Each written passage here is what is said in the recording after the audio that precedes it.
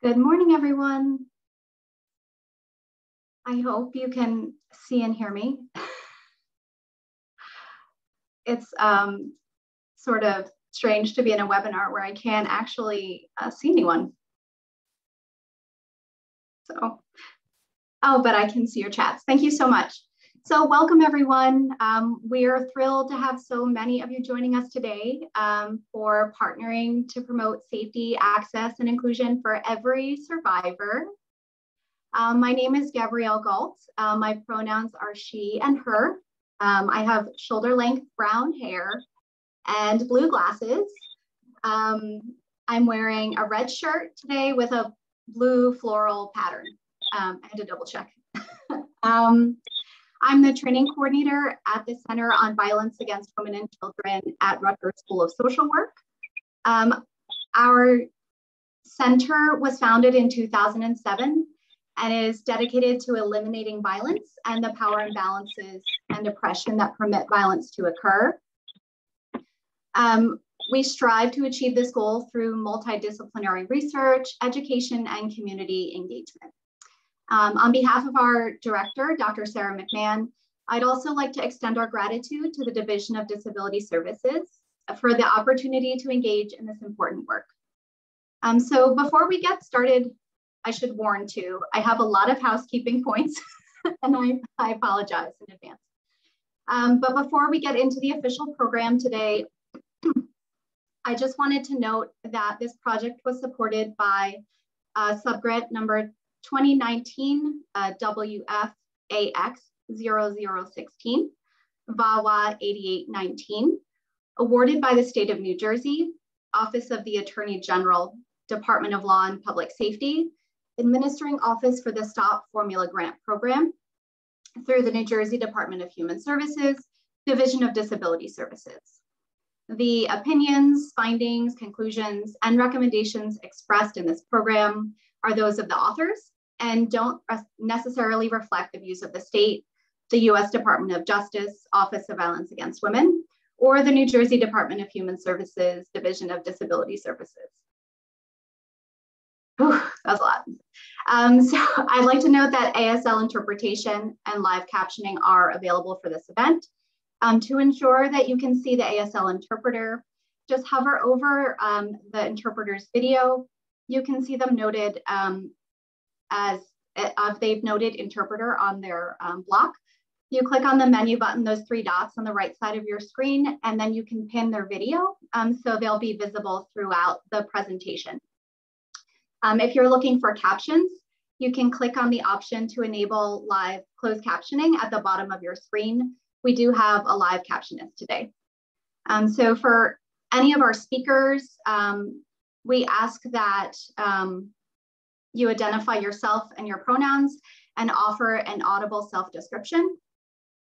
And then for our attendees, we encourage everyone to keep your view in speaker mode to ensure that you can see the panelists as they're highlighted.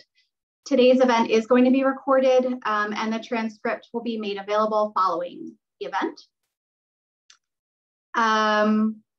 Let's see, in terms of our language today, I just want to, someone is also noting in the chat that you can use the spotlight to permanently pin the interpreter for everyone. So in terms of language today, I just want to acknowledge that we know language is not politically neutral and that a one-size-fits-all approach can be disempowering to those who have experiences of both disability and abuse, and that honoring individuals' own experiences and expressions of their identities is best practice. But for the sake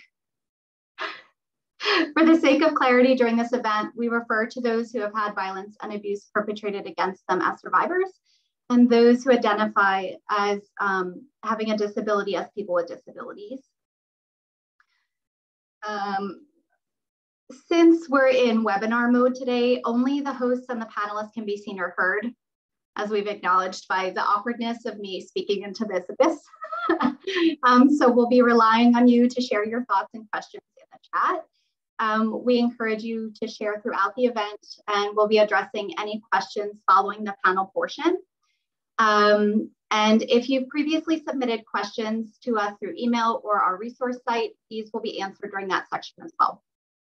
At the close of today's event, you will be asked to complete a post survey. We built the time in for completion, so we hope that you will share your thoughts because your insight is really super important to us. And in terms of obtaining your CEUs and DVS credits for attending today, you will be emailed a link to sign up at the close of the event. And you will, you do have to attend the whole event to receive that credit. I also want to acknowledge that Rutgers University, New Brunswick is located on the unceded ancestral homelands of the Lenni Lenape called Lenapehoking. The Lenape people lived in harmony with one another upon this territory for thousands of years. During the colonial era and early federal period, many were removed west and north, but some also remained along the continuing historical tribal communities of the region. We acknowledge that the Lenni Lenape are the original people of this land, and their continuing relationship with this territory is valued. In our acknowledgement of the continued presence of the Lenape people, we affirm the aspiration of their chief that there be harmony between the indigenous people of this land and the descendants of the immigrants to this land, as long as the rivers and creeks flow and the sun, moon, and stars shine. I'm going to share the link to the Lenni Lenape tribal website in the chat after I get through these points, if you'd like to learn more. I'd also like to extend a super sincere thank you to our expert panelists, those who've contributed to the research, including the providers at our Centers for Independent Living in New Jersey, providers at the domestic and sexual violence agencies across the state, and the consumers and survivors who've shared their experiences with us. Without any of you, this work would not be possible. And we'd also like to thank the Division of Disability Services for their partnership and the research team who made this all possible, especially the research team who made this possible. And lastly, thank you all so much for joining us today. Now I'd like to introduce Lorianne Wilkerson LeConte, MPH. Lorianne is the administrator of the Traumatic Brain Injury Fund of the New Jersey Department of Human Services, Division of Disability Services. Please join us in hearing her opening remarks about the significance of this work to the division and the state of New Jersey. Thank you, Lorianne. Thank you, Gabrielle. Good morning, everyone. As Gabrielle shared, I am Lorianne Wilkerson LeConte. I am the administrator of Disability Health and Wellness at the Traumatic Brain Injury Fund here at the Department of Human Services, Division of Disability Services. My identifying pronouns are she, her, hers, and Gabrielle has asked that I describe, to provide a description. So I am brown, I have on a rainbow dress, I have curly short hair, and pink lipstick. I want to welcome you to what we hope is going to be a catalyst for statewide collaboration and action that will strengthen prevention and intervention efforts for sexual assault and domestic violence survivors with disabilities. The forum we have planned for you is a culmination of the past year's efforts to identify disparities in services among victims of sexual and domestic violence with disabilities. In the spring of 2020, the division partnered with our colleagues at the Rutgers University School of Social Work to implement a 3-phase project to help us better understand the environment for survivors of interpersonal violence.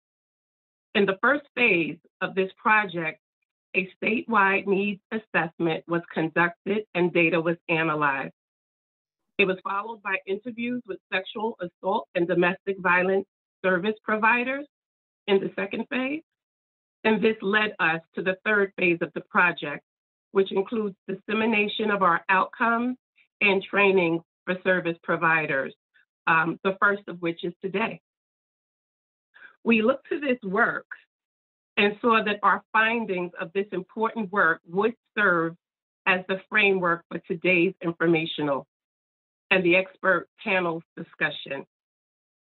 This should create a foundational launch pad for initiating critical conversations and strategic partnerships at the local level to capitalize on existing opportunities for serving survivors of interpersonal violence with disabilities. The work and today's event was made possible with funding from the New Jersey State Office of the Attorney General through the New Jersey Department of Law and Public Safety, which was awarded by the U.S. Department of Justice Office on Violence Against Women. This funding allows the division to address unmet needs of survivors with disabilities, to rectify service gaps, and prioritize goals for action with data-driven strategies and strategic partnerships. Research indicates that individuals with disabilities experience higher rates of interpersonal violence, including sexual abuse and domestic violence, and face additional barriers when seeking help. Through the Traumatic Brain Injury Fund, we serve many clients who have sustained debilitating brain injuries resulting from intimate partner violence. And furthermore, we know how often this type of disability is overlooked because it cannot be easily seen. So we're really going to be discussing survivors with disabilities and their unmet needs, but also keep in mind that we will be discussing survivors who sustained their disability through their experience with violence. So as the lead agency charged with representing individuals with disabilities, we strive for creating greater access, equity, and inclusion for our constituents. And today's discussion keeps us on mission. On behalf of our division director, Perry L. Neron, who you will hear from later, the assistant director, Jacqueline Moskowitz, myself, and the entire team at DDS, I want to thank you for your participation in this training event. I want to thank you for your commitment to serving New Jersey residents with disabilities who have survived interpersonal violence. And I want to thank our partners at Rutgers University and the team that began this work. And Dr. Laura, I see you there. I assure you that your time today will be well worth your interest. So please enjoy this presentation and the discussion. And we do look forward to hearing from you in the future about the amazing work that will be sparked today so that we can serve the residents of New Jersey. So right now, I would like to turn this over to Dr. Laura Johnson, PhD, MSW. She is the assistant professor at Temple University. And I'd also like to introduce Gabrielle Galt, MSW, LSW, program coordinator at the Rutgers Center on Violence Against Women and Children, to present the needs assessment for improving services for survivors with disabilities and a summary of the research findings by the Violence Against Women and Children Project. We will open for brief questions specifically related to the findings. Dr. Johnson, Gabrielle, I turn this over to you.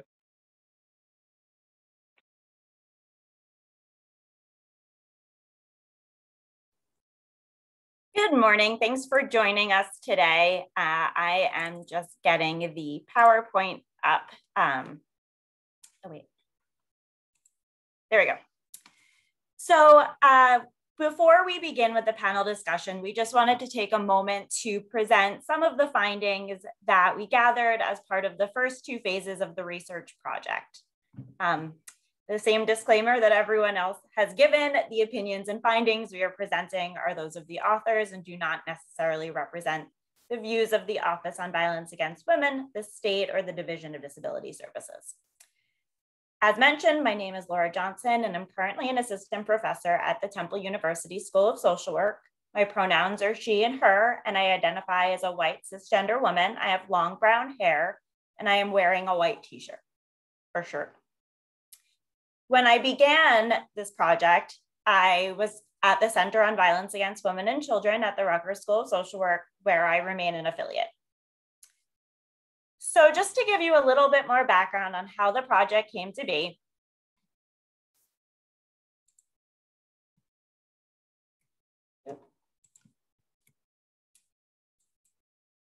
in January 2020, the Division of Disability Services contracted with the Rutgers Center on Violence Against Women and Children to conduct a needs assessment to better understand gaps in services for survivors of domestic and sexual violence with disabilities.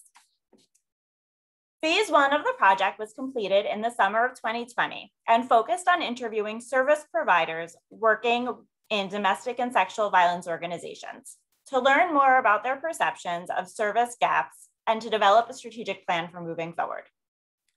In December 2020, the Division of Disability Services contracted with the center again for phases 2 and 3 of the project. As part of phase 2, the research team interviewed leaders from centers of independent living, as well as survivors and individuals with disabilities to learn more about perceived service gaps. The third phase was to help build capacity and collaboration among service providers across the state to support sustainable change. Part of phase 3 is the event you are attending right now. So before we begin talking about the study findings, we would just like to take this moment to acknowledge our study participants. We are extremely grateful for the service providers, survivors, and consumers who were willing to speak with us during the pandemic nonetheless and shared their insights on this important service area.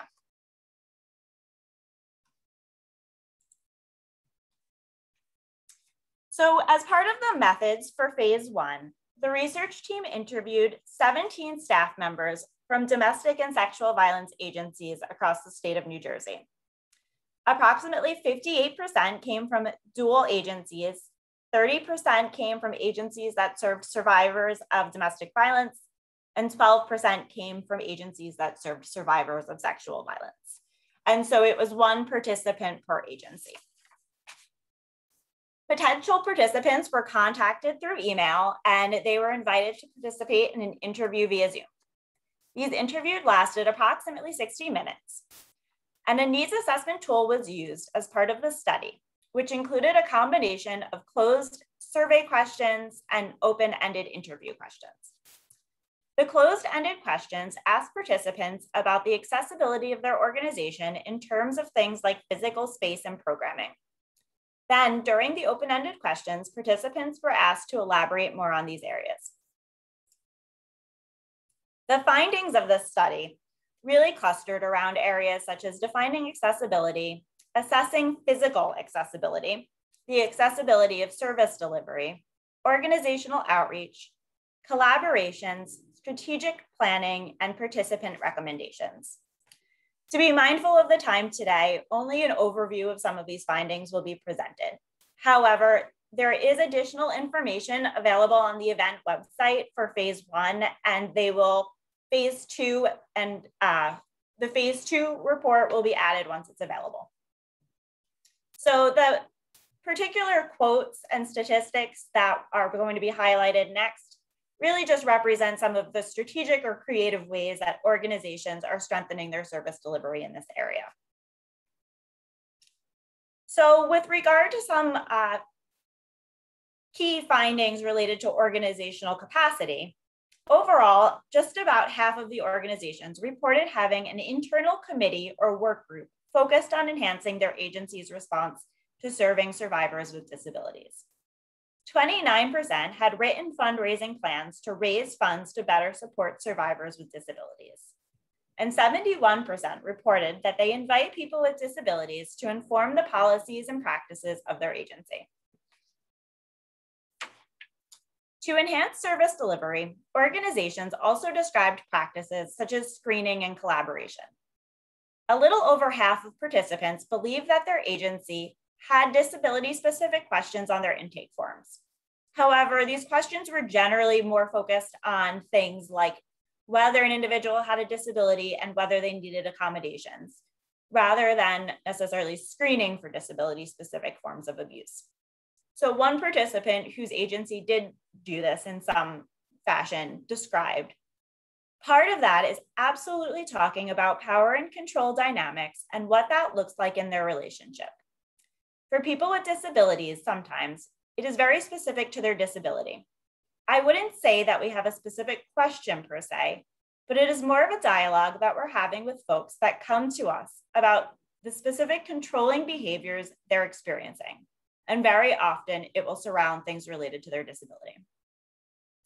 Participants also shared that they strengthened their agency's capacity through cross-training and collaborative opportunities. One participant described, we cross-train annually with a local organization that serves individuals with disabilities. They do a training around disability rights, history, etiquette, things like that. We do a training around trauma-informed care and approaches to supporting individuals.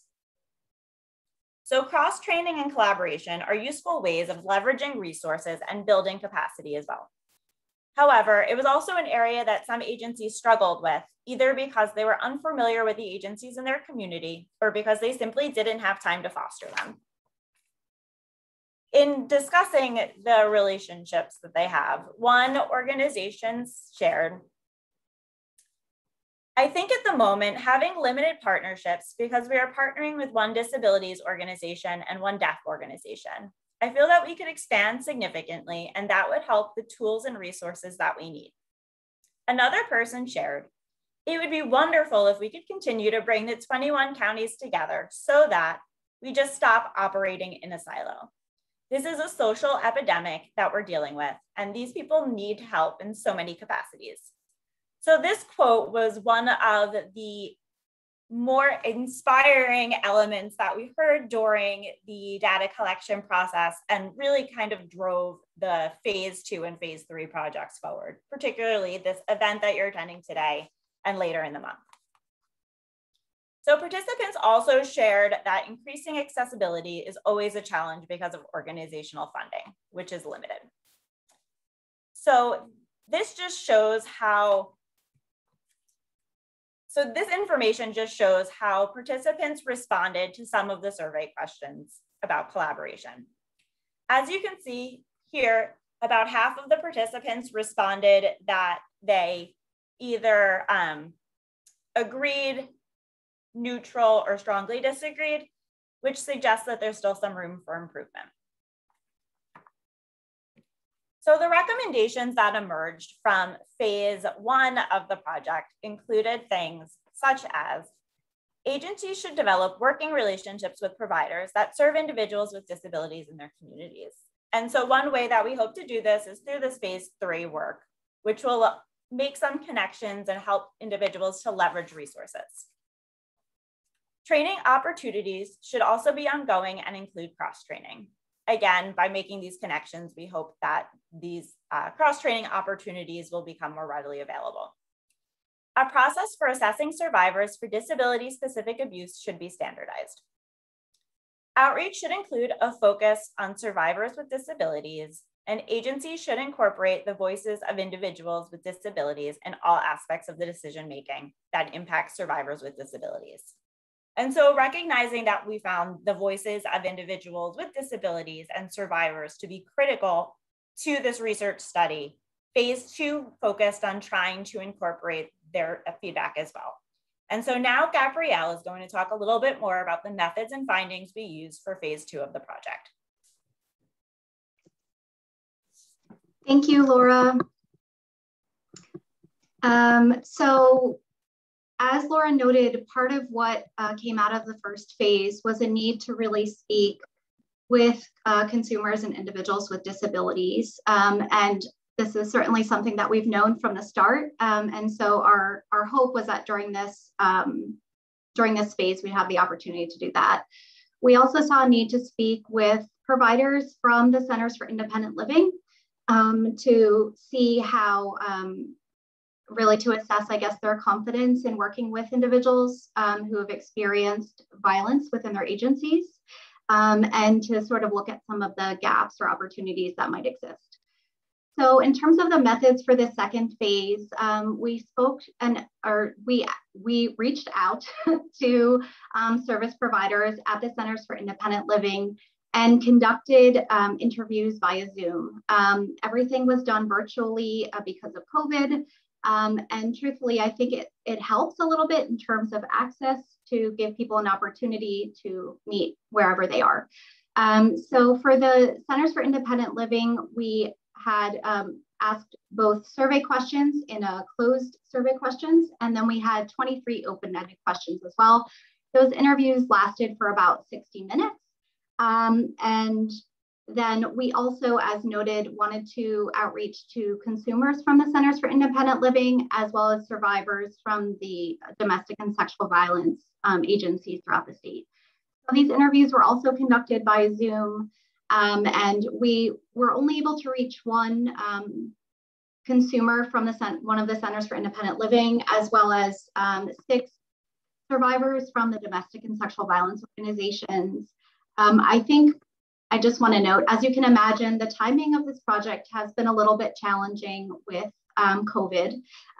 So we've now conducted both phases 1 and 2 in the middle of this global pandemic, which does really impact our ability to outreach and engage people in conversations. A lot of folks are not going into agencies to seek services. And I think our recruitment methods would have been very different if we had been able to go to places in person and to speak with individuals in person. So we'll talk a little bit about the limitations later, but certainly worth mentioning now, considering how low the numbers are in the interviews here. So for the consumers and the survivors, we asked about an average of 12 open-ended questions. And those interviews lasted anywhere from 60 to 90 minutes. People certainly had a lot to say. I do want to note that the interviews with consumers were really focused on what makes services accessible and safe to individuals with disabilities. And then the interviews with survivors were focused on what makes services feel safe and comfortable. So neither of the participants were asked questions specific to the agencies where they receive services. The survey questions were broad, and the hope was that we would be able to cross-supply the information obtained. So what we learned from the consumers, we would be able to apply to the DVSC organizations. And what we learned from the survivors, we would be able to cross-apply to the disability serving agencies. I think we can go to the next slide. Oh, too far. Okay, too far. Awesome, thank you. Okay, so in terms of the findings, again, these are, they're fairly broad, and we just picked out a couple of points. I should also mention that in terms of the timeline, these phase 2 interviews were just finished up last month. So we are still in the process of analyzing the information and looking through the transcripts of these interviews and the findings on the surveys. So all of this is kind of hot off the press, and we will eventually have our full report and the executive summary available on the resource site, which we'll share again, the link to at the end of this event.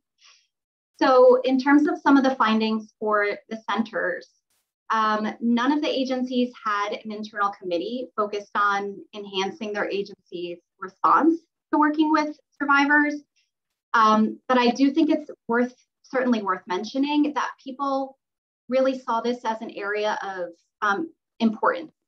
So all of the agencies really spoke about how they saw a need to be able to serve survivors with disabilities, but they just didn't have the capacity or staff, or, there are a lot of barriers to why there weren't these internal committees.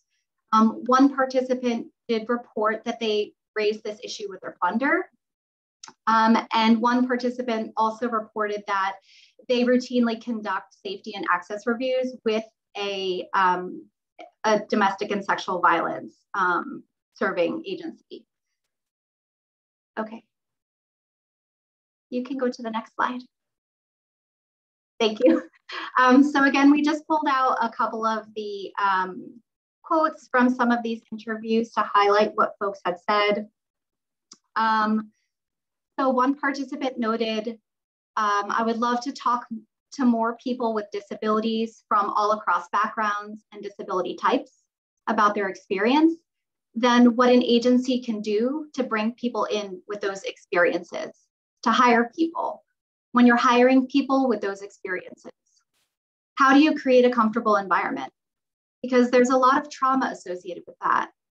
Are there things that you could do as an administration, as an organization, to make sure people don't get triggered or upset? So this participant in particular noted the importance of ensuring people with disabilities were represented and making sure that they were having conversations with individuals to make sure that services felt safe and accessible.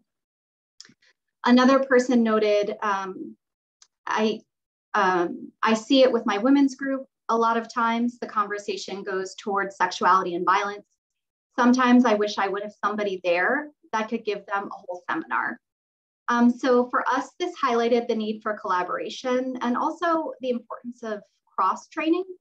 And so something we noticed when we spoke with both providers in the DV/SV space and providers in the disability space is that it feels sometimes like people are trying to do all the work alone. And I think that feels really super overwhelming.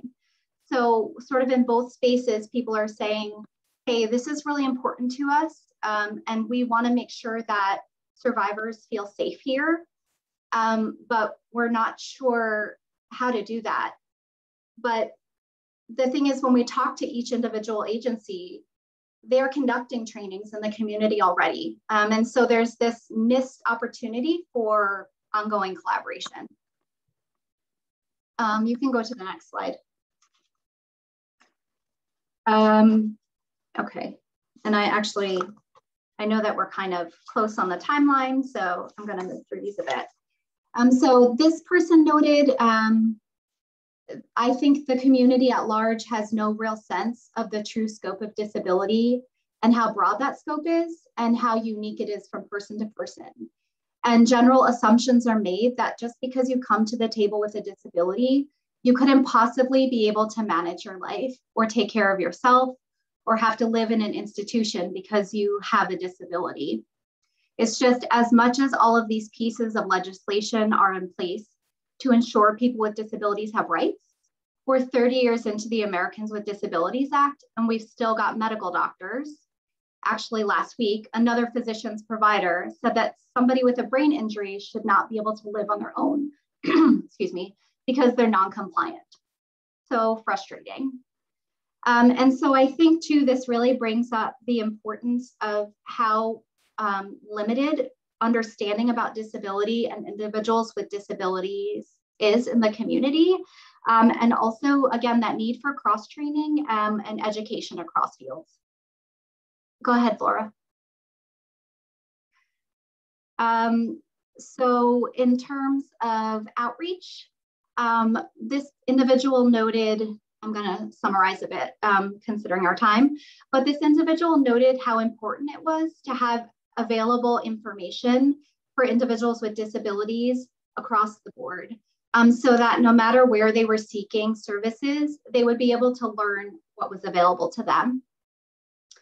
The next quote down talks about individuality, and for people to know that every single victim comes with a different story or has a different way of thinking, and that every victim has a different way of experiencing abuse. So providers should be prepared for different aspects of domestic violence. I should note too, when we talk about consumers in these slides, we've combined. So the quotes are aggregate between the consumers and the survivors that we spoke with.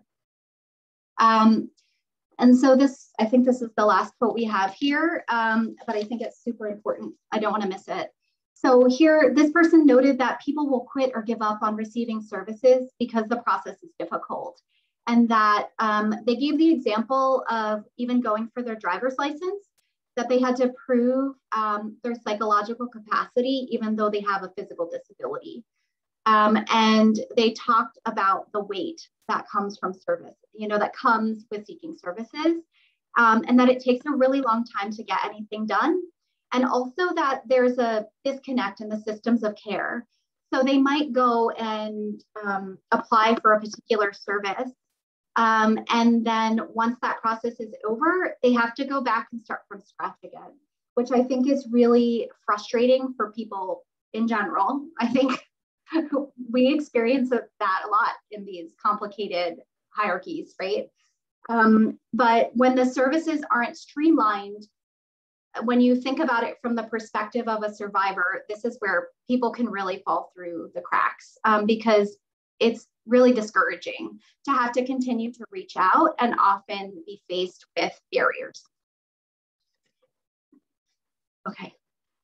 So in terms of our recommendations, again, these are really preliminary, that disability agencies in general, so I would say this says CILS, but I think this is applicable broadly, should develop working relationships with providers that are serving survivors. That training needs to be ongoing, and that agencies incorporate the voices of individuals with disabilities. Go ahead, Laura.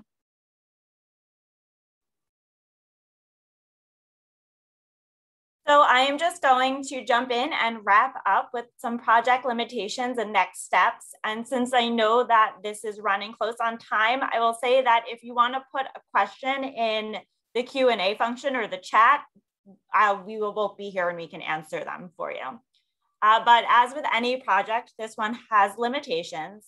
One of which is that it may be biased based on those who agreed to participate, meaning that we reached out to more individuals than participated. And it may be that some of the participants who had really strong feelings about it, the topic one way or another, were more inclined to participate. Phase 1 was originally intended to be conducted in person, and the instrument used actually was intended to be a more interactive assessment of the physical environment in agencies, but because of COVID, that needed to move entirely online. So we did the best that we could given the circumstances, but it wasn't optimal. And the small sample sizes, particularly in phase 2, certainly make these findings not generalizable, but allow us to hear some important voices of individuals who are experiencing these service gaps. And so some of our next steps include continuing to interview individuals with disabilities about their service needs and experiences. In a future phase of the project, we hope to gain a better understanding of service gaps and challenges at the state level. And we hope to continue to facilitate connections between domestic and sexual violence agency staff and disability providing staff, agency staff. Thank you so much for joining us again today, and we hope that this training is very informative. And again, this information is also available on the website. Thank you.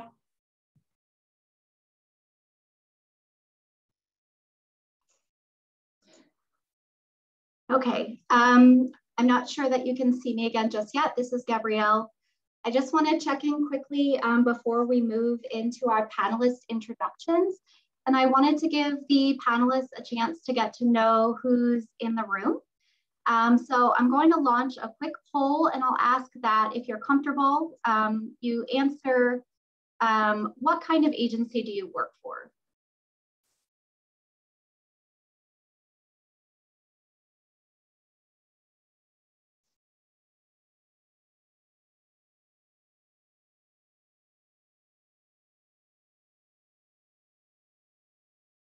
Okay, about half the people are in.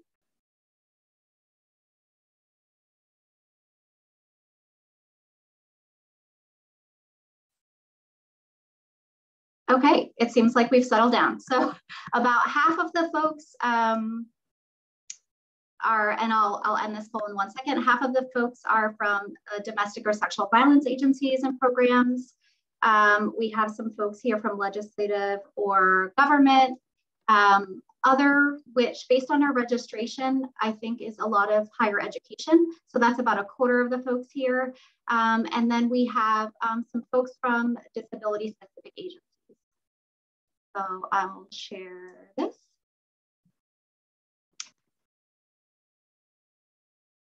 Okay, and then one more quick question.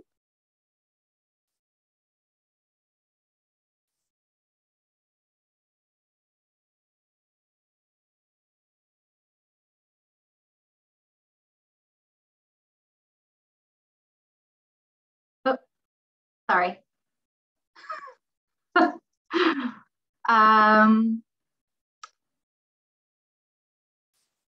Okay. So the next question is, what is your current level of knowledge or experience when it comes to working with survivors of interpersonal violence with disabilities? So no knowledge, just a little knowledge, some, or a lot. It's kind of thrilling to watch the polls go. It's like I'm watching the lottery numbers.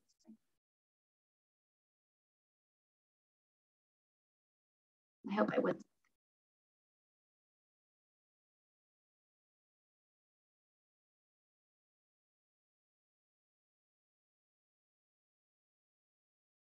Okay, I think we're just about done. So I don't know why this won't let me show you, but so 11% of people have said that they have no knowledge about this topic area.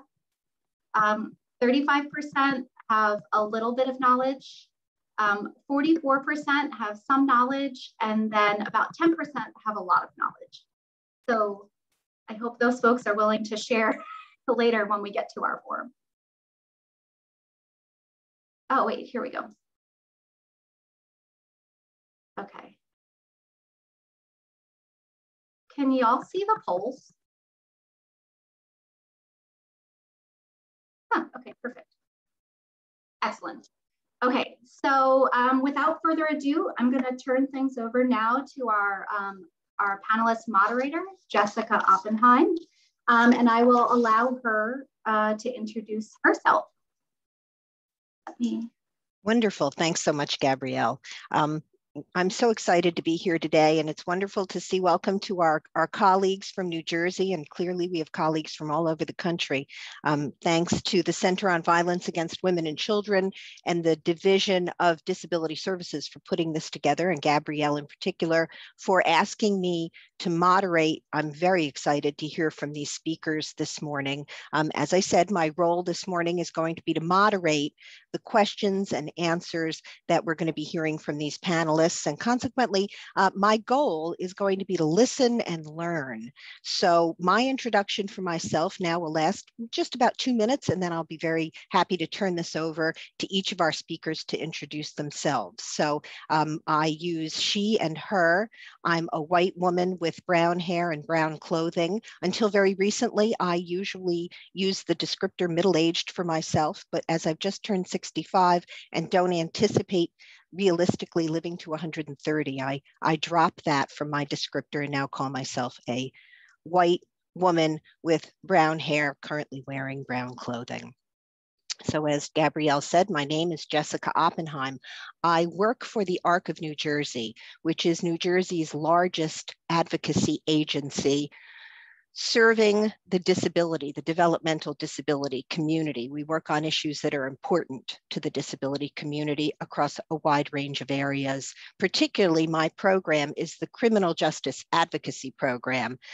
We are the only statewide program in the country that does what we do, and we advocate for and support individuals with developmental disabilities who become involved in the criminal justice system.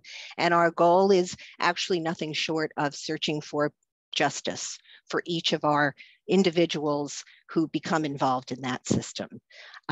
Particularly, related to the program that you're hearing this morning and on a broader level, one of the things we also do is facilitate the Partners in Justice Task Force.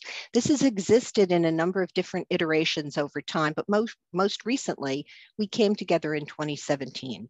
And this is a statewide, multidisciplinary group of stakeholders, including professionals, families, people with disabilities, and we've all come together around issues about sexual violence in the disability community. This is a difficult, I know everyone here on this call is well aware, this is can be a difficult, complex, and often traumatizing topic. So I want to thank all of you for being a part of this discussion today, and thank my members of the Partners in Justice Task Force for being a part of that. We are looking to increase safety and empowerment for this population.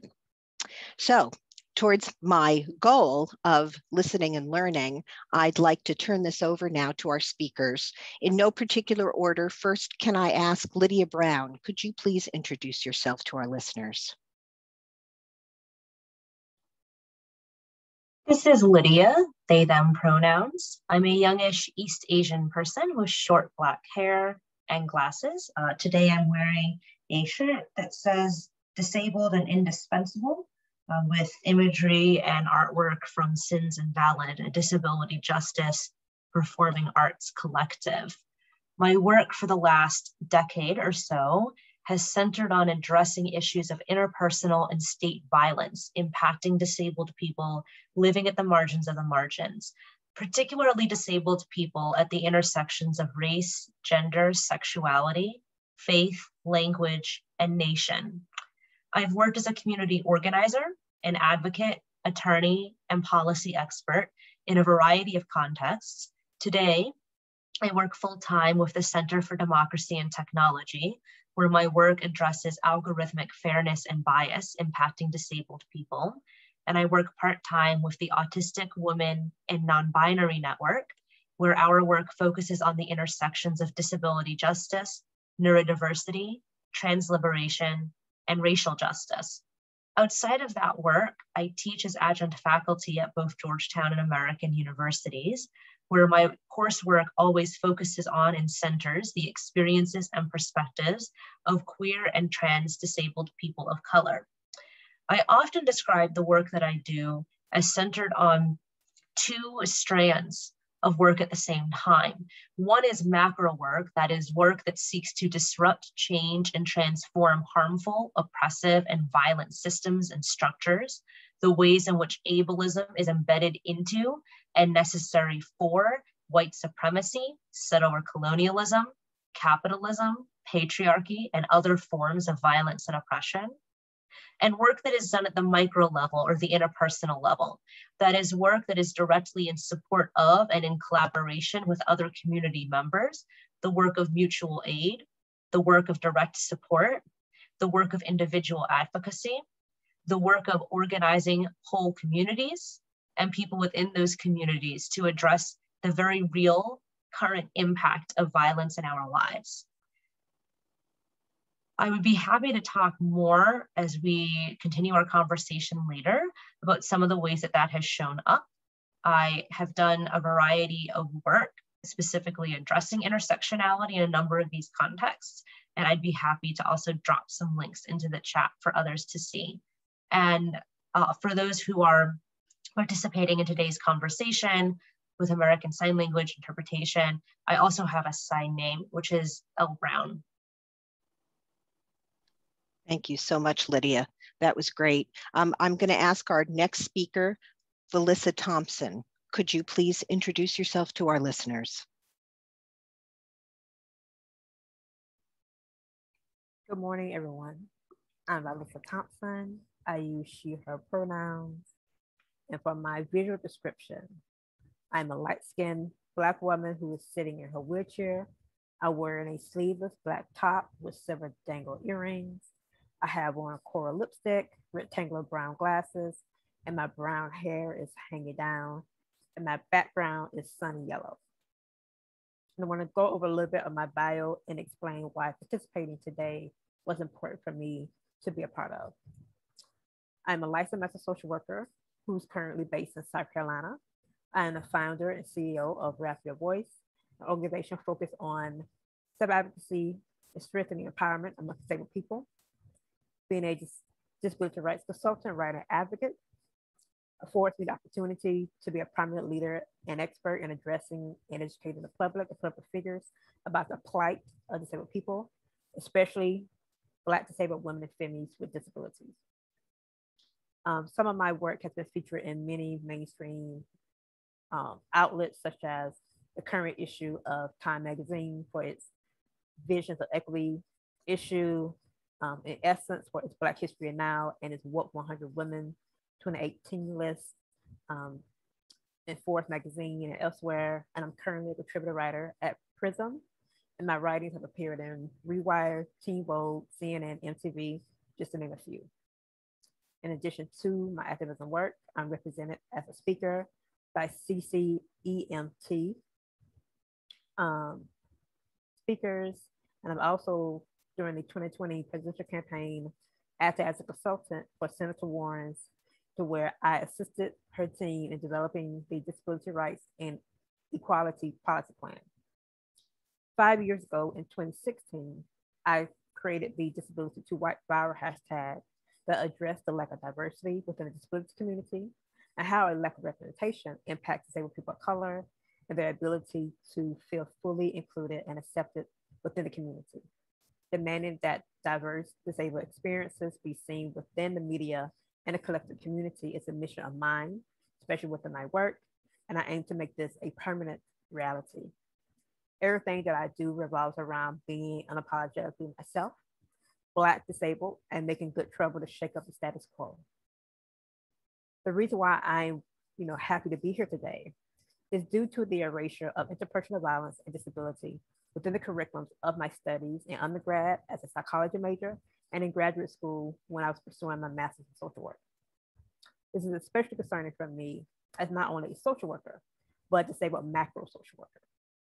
The gap in not informing social workers and other personnel who will work with disabled survivors and their families means that the disability-specific needs are not considered within this line of work, which, as we heard during the overview earlier, can have grave consequences for the literal lives of those seeking refuge from violence, exploitation, and abuse.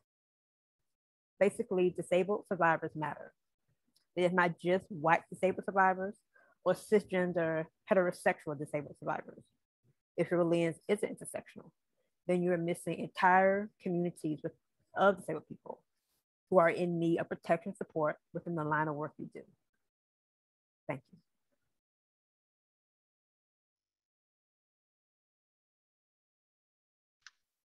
Thank you so much, Felissa. That was wonderful. And our third panelist, now Leslie Myers. Leslie, could you please introduce yourself to our listeners? Hi, everybody. This is Leslie Myers. I'm I won't say middle-aged either anymore, a white female with glasses, gray hair. I'm wearing a blue and white shirt and a blue sweater. I'm a certified rehabilitation counselor, a clinically certified domestic violence counselor, a trauma counselor, and a women's issues coach. I have been working at the intersection of violence against people with disabilities since the mid-1990s. And I started the work when I was at an independent living center in Milwaukee. I worked there for 10 years or so. And for the last 10 years, I've been working at the Center on Victimization and Safety at the Vera Institute of Justice. I work remotely from home, so that's why I have my background's a little bit messy. And I cannot promise that I won't have a dog walking through the shot at any time during this time, because I have 3 dogs and all of them are tall enough to be seen. I am happy to be here. I'm happy to talk with everyone. I have a long history of working directly, doing direct service with survivors.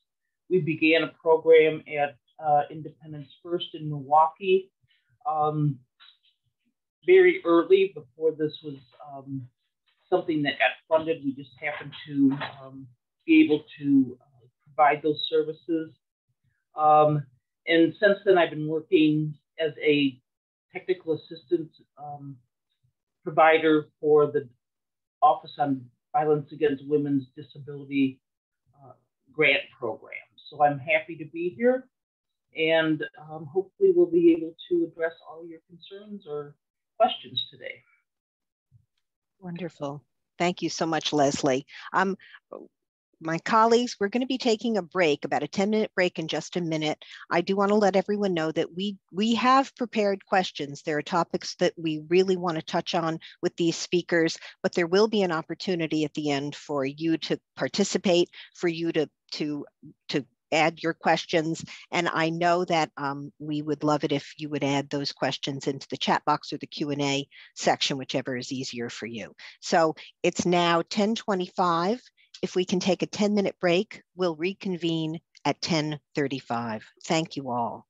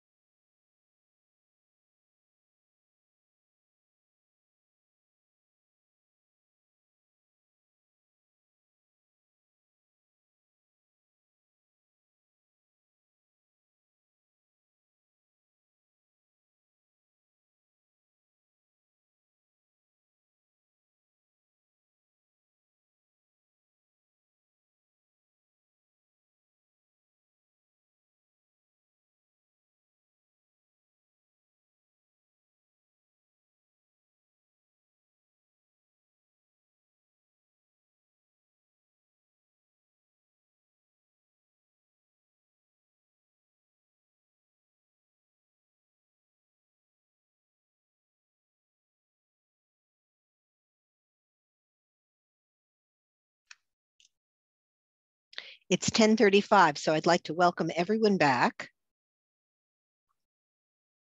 Wonderful, thank you all. Thank you, panelists. Now, I want to let everyone know, as I said, we have some questions. We've broken them up kind of generally into certain areas that we want to touch on.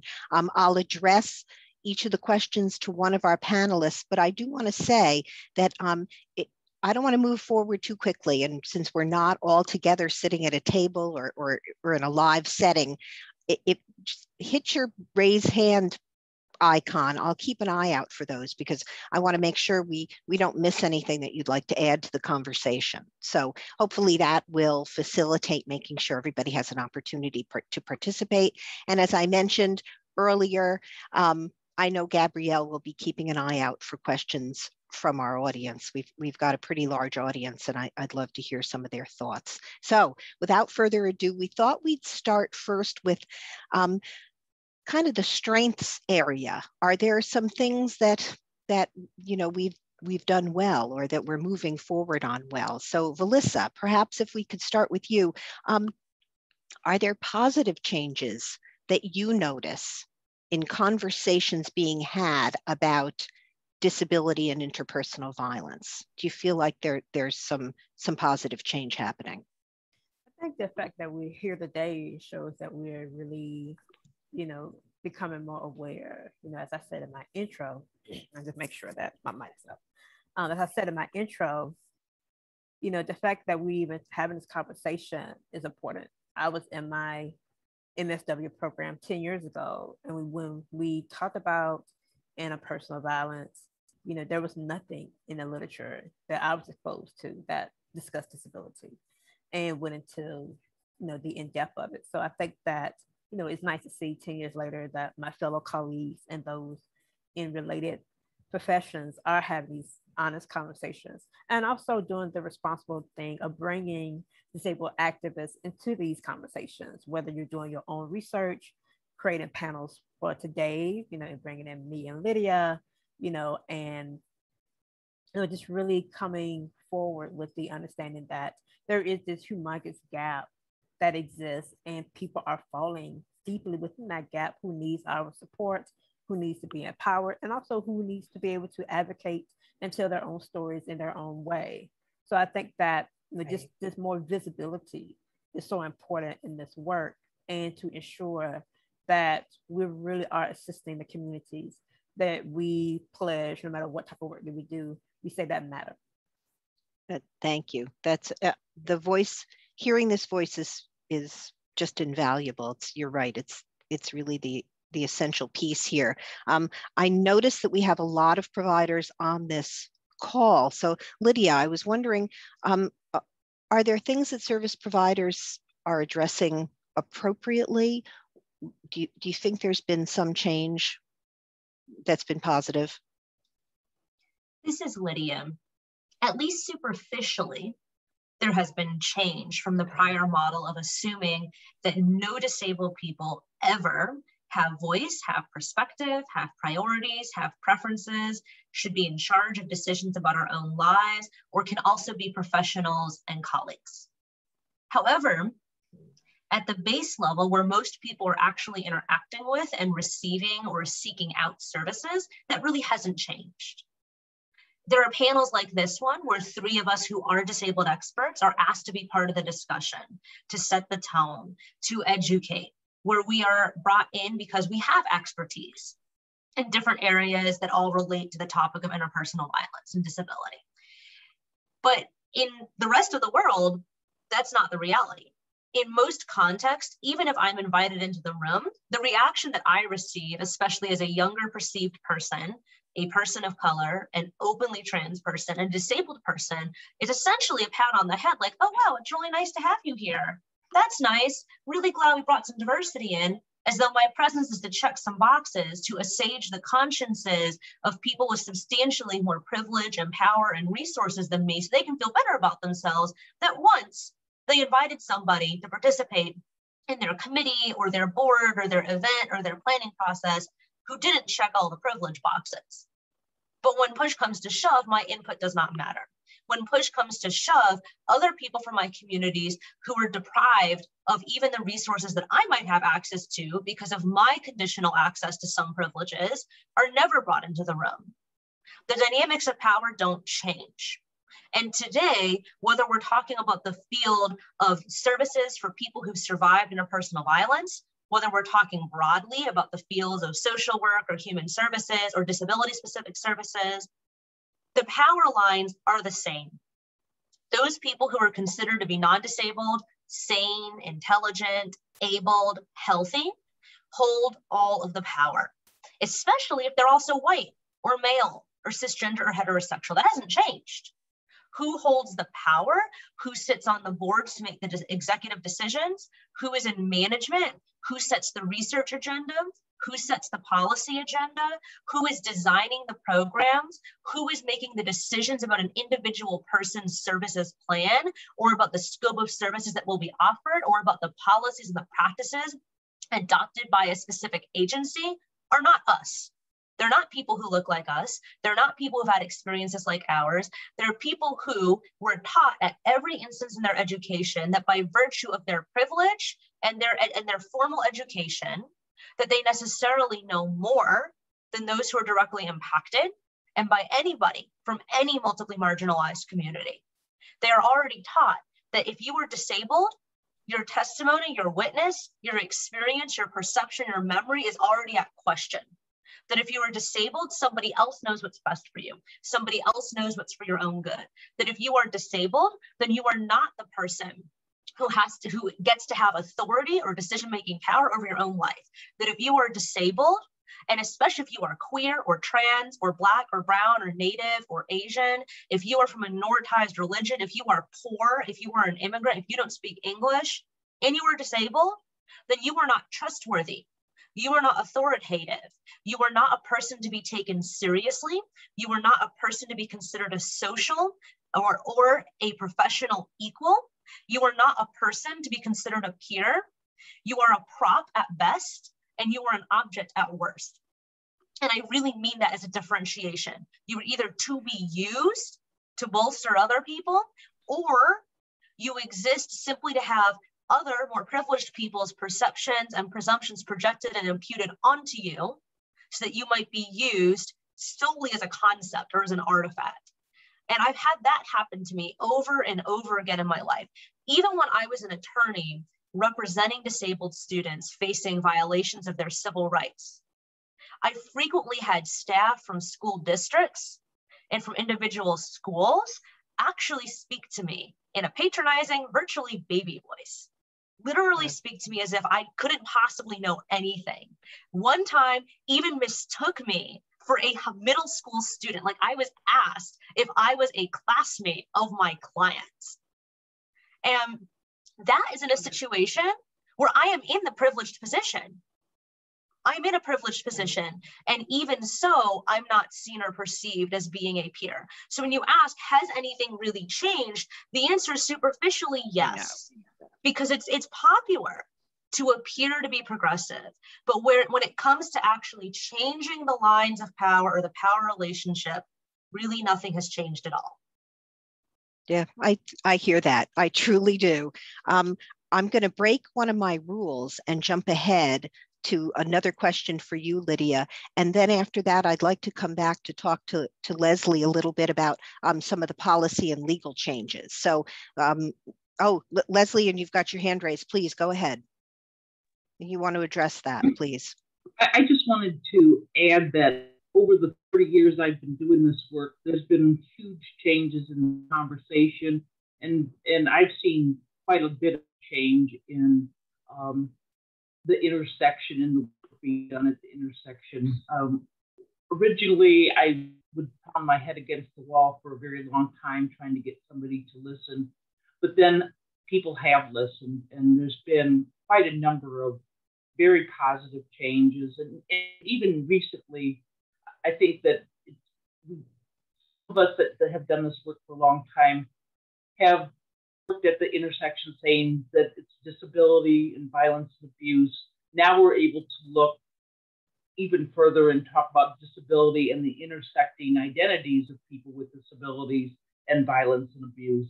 While we certainly haven't eliminated any problems, and certainly there still are barriers that are out there, there have been a lot of changes since the mid-90s. A huge amount of changes. Yeah. I've lived through them, and so I see a little different maybe than Lydia does about the changes, because I don't think we've gone far enough. We certainly haven't really made it part of a normal type of way to go for disability programs or violence against women programs. If it was, then they'd be everybody would be accessible, everybody would be asking the question, and we'd be able to say that that the intersection no longer matters because it would be part of the normal course of our work. Yeah, thank you, Leslie. Yeah, that is where we want to go. If I can, having listened to all three of you on this point, tell me, is it fair to say it's an improvement? We've seen some changes by virtue of the fact that we're all talking about it. My hope is that we keep talking about it and not, as I imagine, we fear that it will be, yesterday's topic, right? That it won't be the popular topic anymore and we'll move on. Hopefully, Leslie's correct and we'll make this part of the fabric. Fair to say that we've maybe made I wouldn't even say changes. We've taken some steps in a good direction, but as Lydia points out, we got a long way to go, a long way to go, not for everyone, for everyone of every background, of every culture, of every gender. Would you all say that that's kind of a fair, perhaps not as rosy a picture as I would like to say we have, but a better one than as Leslie points out we had back in the 90s when I think she and I first were starting in this field. Is that fair? I am gonna move on, and Lydia, then I want to come back to you about those dynamics of power when we talk about what our opportunities are. So I want to make sure we leave that time. Leslie, next I want to touch a little bit while we're still talking about these strengths on the policy and legal changes. Can you speak for just a moment about, have we had some legal changes that I know at least a couple of us are attorneys, and I imagine we've got a number on the call who are advocates and attorneys who'd be interested in hearing a little bit about that before we move on. At the policy level, the president's current budget has allocated $17 million towards the disability grant program, where it has been at $6.5 million. So I think that's a huge jump, and would be great if it actually passes through the Congress.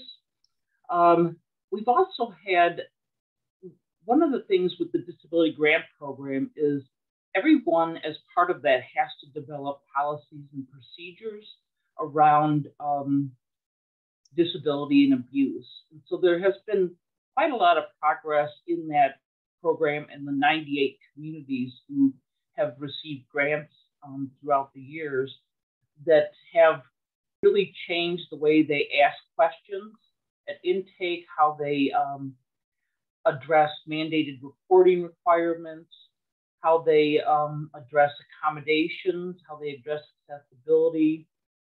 So there has been a lot of positives in that way. And certainly if the president's budget actually goes through, it would be a huge jump in the number of people that would be able to be funded and then also, as a result, then served.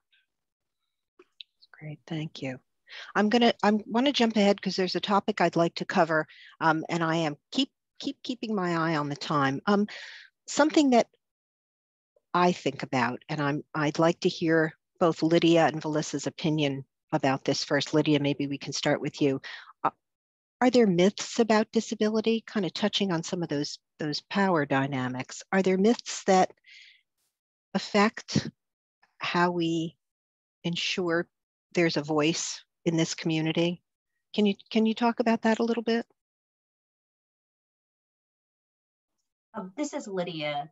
Did you ask me to speak to that Yes, first? please. Yes, please. Okay. And then we'll move on to Valissa. Thank you. I just realized that I hadn't Okay. quite caught that and wanted to make sure. Not at all. Also, thank you. It's always hard, not in person.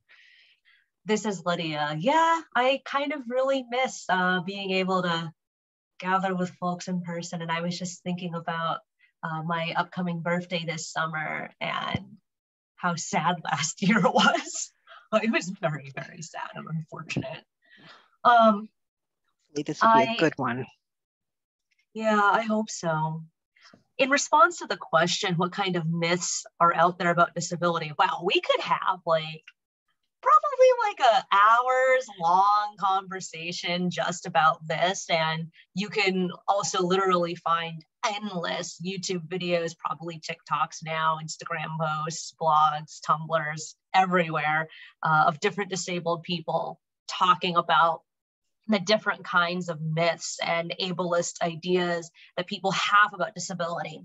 But I really want to hone in on two in particular that are very interrelated. One is the myth that disability is always something bad. Disability must be equated to suffering or distress or tragedy. That disability is always the poor outcome. That disability is the failure. That disability is a bad result. That disability is something to be pitied. It is something abject.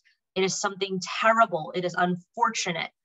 All of those ideas are encapsulated into that basic belief that disability is always something bad. No nuance to it, no context, that all experiences of all disability in all contexts are innately bad, wrong, and therefore undesirable.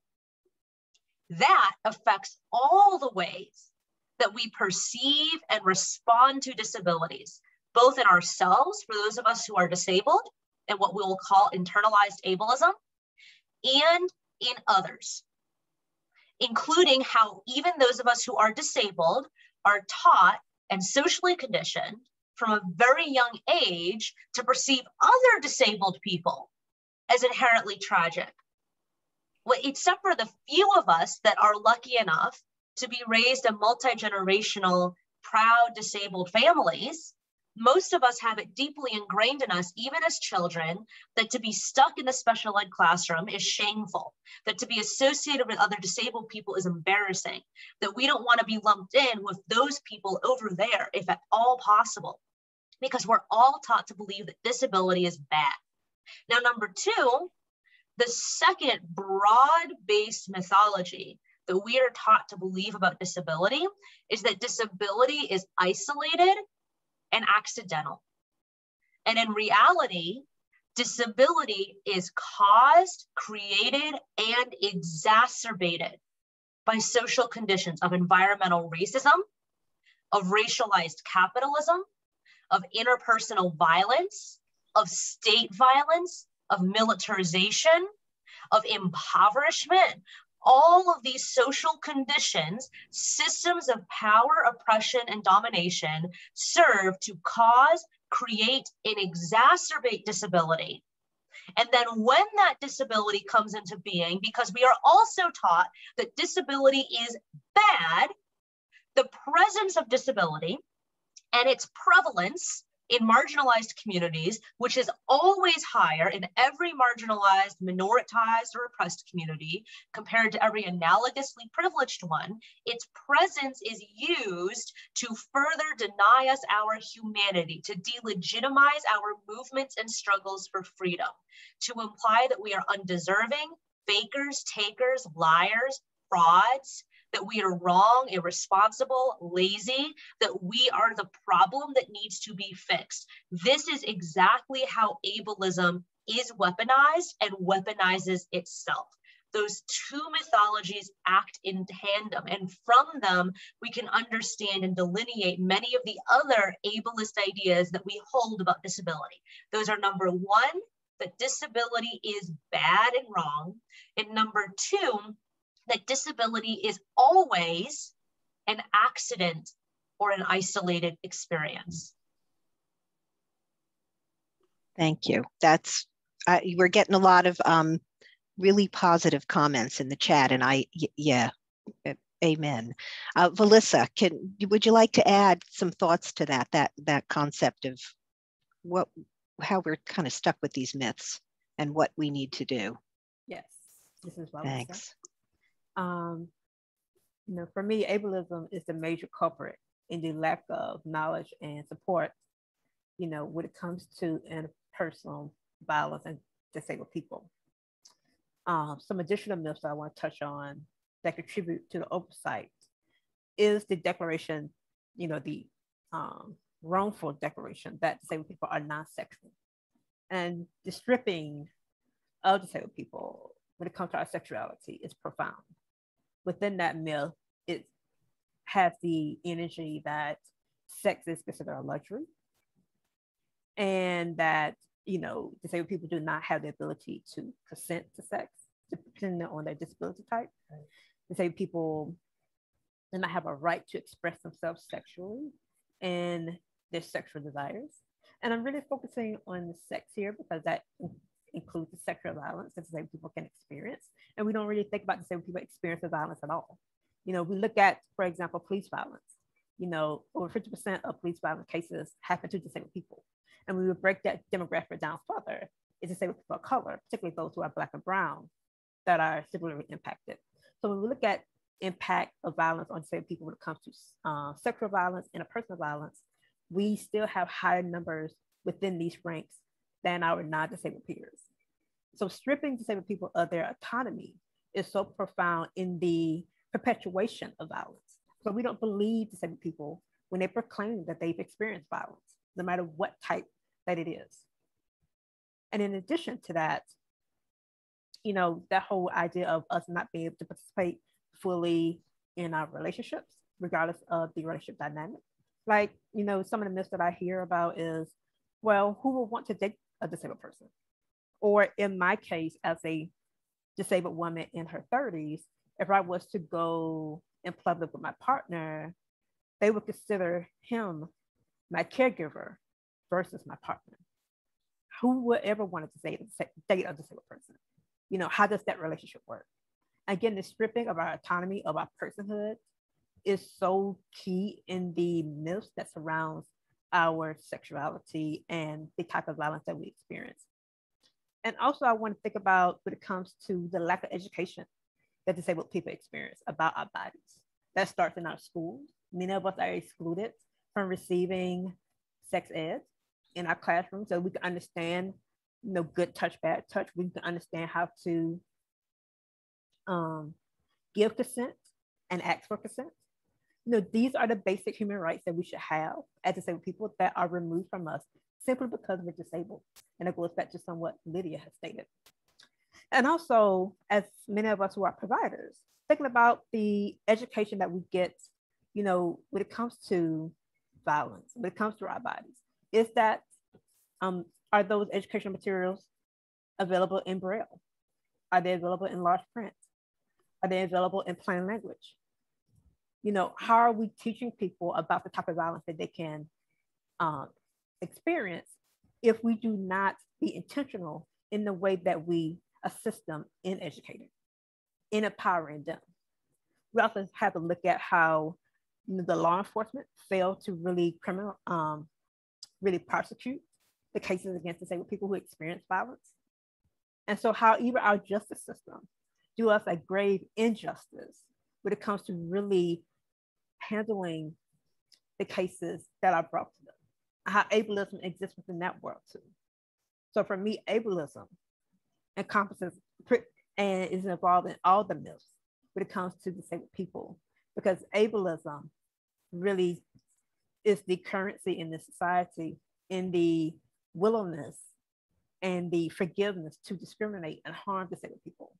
And we don't really have these honest conversations as to how we as providers unintentionally or intentionally perpetuate some of these myths in the way that we view disabled people, and even the way that our work, you know, really encompasses or fail to encompass disability. Are your facilities accessible to wheelchair users? You know, do you have ASL interpreters for survivors who may be deaf or hard of hearing? You know, do your materials, you know, come with, if they're video, do they have captions? You know, all these things we need to think about when it comes to myths and the exclusion of disabled people in these type of conversations. Right, thank you. Thanks so much. Leslie, did you want to add anything on this topic before I think about moving on? I think the myth that hurts survivors is the fact that they can't be believed. I think that is a huge barrier. I think it's a huge problem, is that if you don't believe survivors, if you're not, you're ultimately blaming them for what's happened to them. So I think the belief that what they're saying is true is probably one step to really helping address the issue. But there's so many people who just don't believe survivors with disabilities.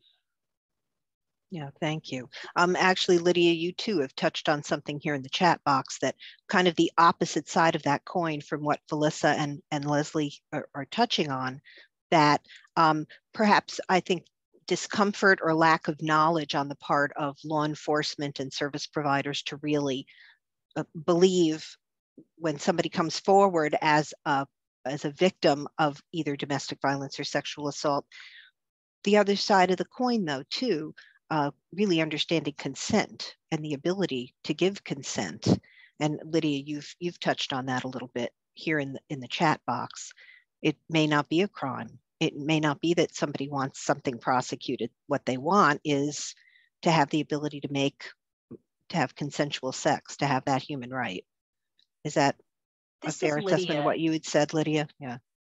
Sure, this is Lydia. I'm really talking about two separate things. One is the other half of what Felissa brought up, the belief that disabled people can't have partners, that we're not desirable. So therefore, if we're seen with a partner, if we're known to be disabled and the partner isn't, then the partner is assumed to be a caregiver or a professional or a family member, but not a partner.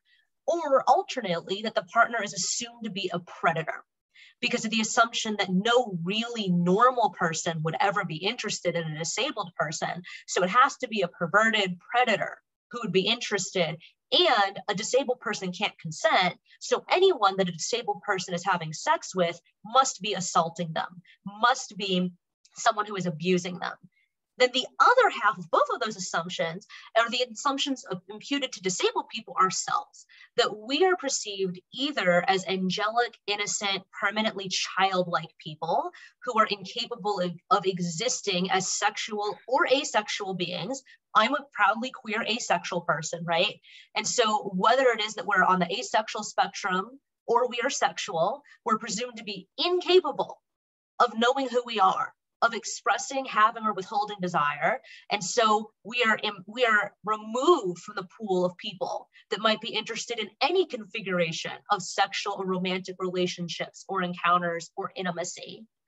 Or the flip side of that, that disabled people ourselves are perceived as and profiled as predators, especially Black and brown developmentally disabled people.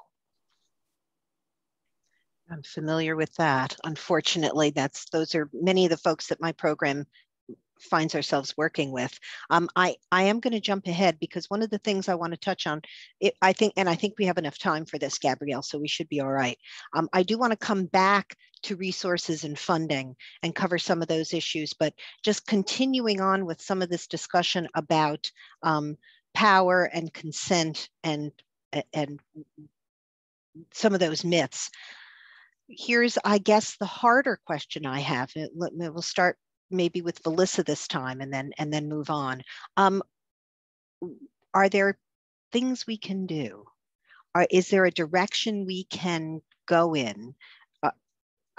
We talk about it, but what do you think? What can improve, and how can we improve specifically around these issues? I think we have to think about the complexity. You know, we've been talking about the myths, but what are some of the realities of disabled people who come forward, you know, and state that they need, you know, assistance, that they are in an abusive situation? One of the dilemmas is, what if your partner or your parent, you know, whoever your abuser is also your caretaker. There's a dilemma there. Is that if I report this person who is abusing me, and abuse, you know, I know we've been talking about physical, you know, sexual abuse, but I also want us to really talk about financial abuse as well. So that's a part of violence that disabled people experience. Financial abuse can be someone who may be prevented from working so that they're dependent on their partner or their family member or their caretaker for financial dependence. So that really means that they are at the control of that person. Financial exploitation could be someone really not being able to gain access to their money, whether it's they work, they receive some type of benefits such as SSI, SSDI, or what have you. So that withholding of their own resources. And also abuse can look like that's related to the disability itself. Can be, you know, for me, for example, as a wheelchair user, my partner could push my wheelchair out of my reach. That's a form of intimidation. That's putting me at the control of him at whatever that he wants to do to me. So even thinking about how sometimes the intimidation tactics can leave just as many scars as the physical ones. So really taking into consideration as to how disability can play a role, you know, in what a person can go through and the decisions that they may make in whether or not they report. Also considering the way that the system looked at disabled people as parents. You know, being a parent with a disability can really just be your crime within itself.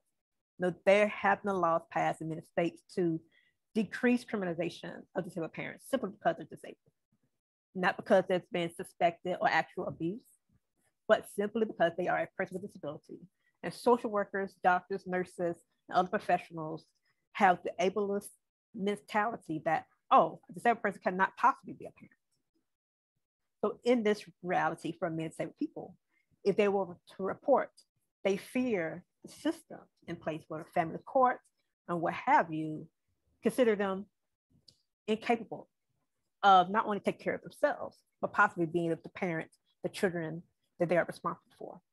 So again, we're looking at the decisions that disabled people have to make due to ableism within professional settings, within the criminal system, within the court system, within the medical system, and really have to decide, do I report the harm that's being done to me at the risk of losing something, whether losing my care, whether losing my children, whether possibly losing my benefits, or having my caregiver, you know, still being able to exploit that.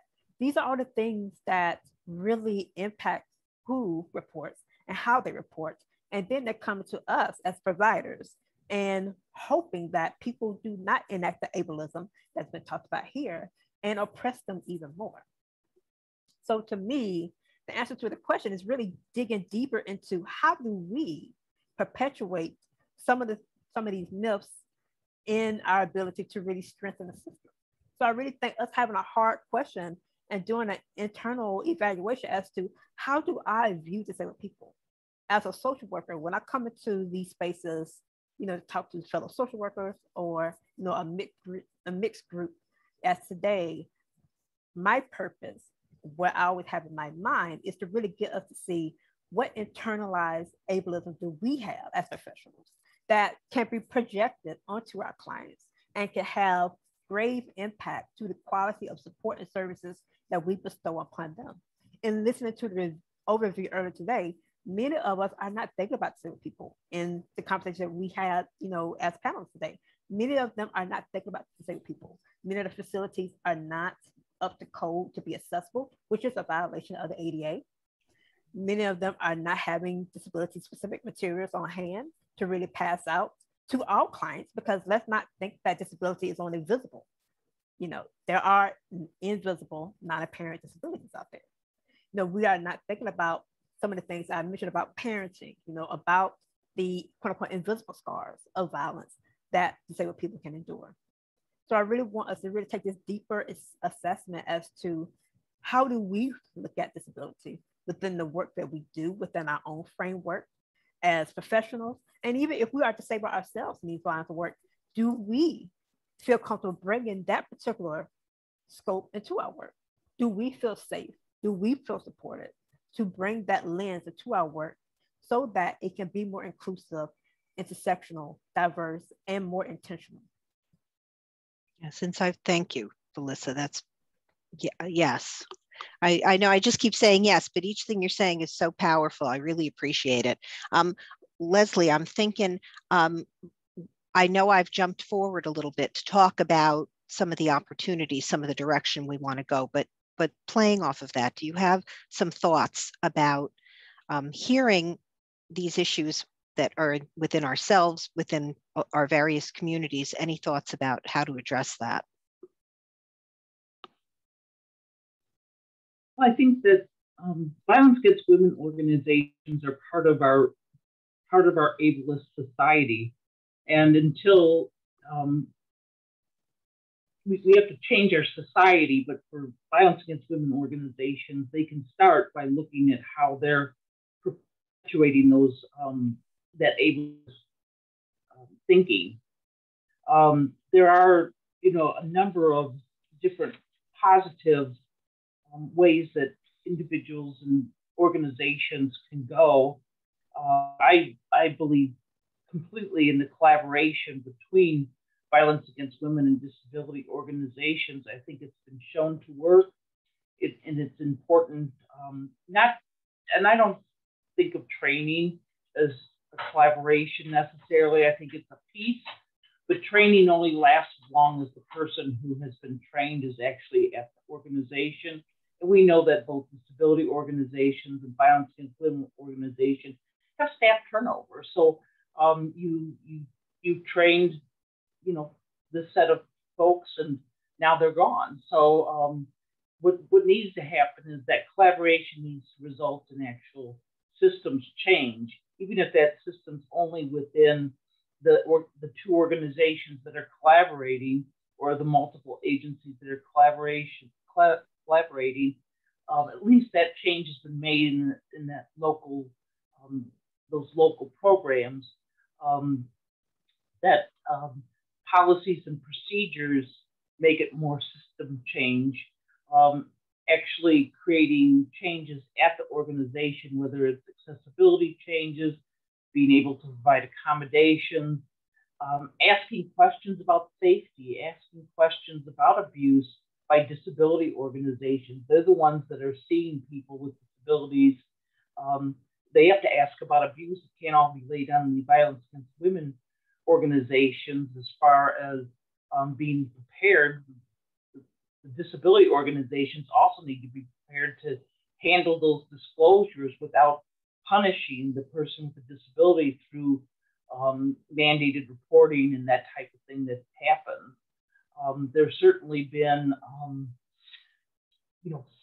very positive changes in involving people with disabilities. Self-advocates have been a powerful addition to this work. At Vera, we try and center the voices of self-advocates in what we're doing, and including them in the work that in the grant programs, and including self-advocates as part of leadership, teaching them to be leaders in the field. We know that people with disabilities might go to their peers. They might tell things to individuals who are more like them, the people that they're seeing, their friends. And so those friends need to be prepared to act as a bridge between the victim and the service provider if needed. So there's been a lot of, I think, good things that are going on, and in ways that can keep moving forward in this work and at the intersection. Would you say it's a collaboration between self-advocates and service providers? Yeah. Do you see what do you think about families? We're talking a lot about service providers. We're certainly and should be talking about individuals with disabilities. Do we think there's a role for families? Are we concerned about that role? Does anybody in particular want to address that? I think that, just real quick, this is about Alyssa, that we need to recognize that some of the first abuses for disabled people comes from our families. You know, that is the reality. You know, what I mentioned earlier, you know, what has been touched on is that the first abusers, you know, whether it's emotional, mental, you know, sexual, physical, you know, even isolation, you know, comes from our own family. So when you talk about the role of families, understanding that not every disabled person comes from a warm, loving home. And not many of us feel safe enough to speak out about what's really going on at home. You know, we have this whole saying of what happens at home stays at home. You know, you don't tell the business of the home. And that can be very detrimental for a lot of disabled people. So really understanding how our parents, our caregivers, our guardians of disabled people can sometimes be their first abusers. And what do we do about that? You know, that goes back into what I said earlier about disabled people having to make that tough choice of, do I report and possibly lose that support, you know, and possibly be put in an institution because the state, you know, may deem me incapable of taking care of myself. So that fear of institutionalization is very real for many of our communities. Because for many of us, once we get in, we don't get out. And so right. How does that stripping of our independence and being able to be involved in the community, as well as being safe, plays a role in us reporting, you know, our family members who may be abusing us. And again, that goes back to abuse being the physical form and also that financial dependence and exploitation abuse as well. Thank you, Valissa. And thank you. I know I've touched on a difficult topic here, and I appreciate all of you thinking about it and talking about it. Yeah, please, Leslie, go ahead. I was just going to add that parents, caregivers, others, they may have a role, but that role should be allied and not taking over the voice. If a parent is going to take over the voice of the person with a disability, then I don't want the parent involved. I want them to be the allies, support people, but not the voice. They shouldn't be the voice for people with disabilities. Thank you. Thank you. Before I move on, Lydia, did you want to contribute on that point at all? This is Lydia. I agree with Valissa's point in particular, and that's always been a point of contention within the autistic community and the broader community of people with intellectual and developmental disabilities, where in many conversations, especially in the social services sphere, the phrase families and individuals with disabilities is used to equate people who are actually disabled with our presumptively non-disabled family members. That serves not only to erase the existence of disabled people who have disabled family members, but it also serves to create a false equivalency, wherein our interest can always be substituted for those of non-disabled relatives who, as Valissa mentioned, are often our very first abusers. And the abuse that comes from family members or caregivers usually goes unrecognized because of the assumption that, especially when it comes to disability, that all caregivers are innocent or heroic or well-meaning. The autistic activist Kassiane Asasumasu, Kassiane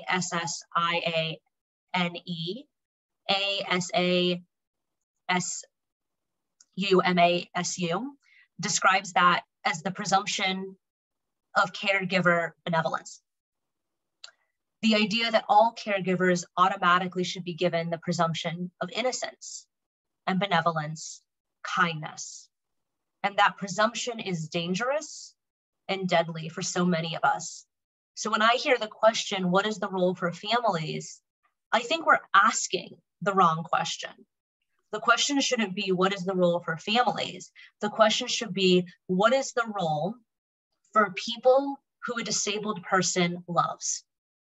What is the role for people in our lives who we love and who we want to be part of our life? Whether those people are family of origin or chosen family, partners or friends or roommates. Those are the people who we may want to be involved in supporting us in developing services plans, in making sure that we have what we need at home. But that shouldn't be assumed to be available or to be safe from family just by virtue of being our family.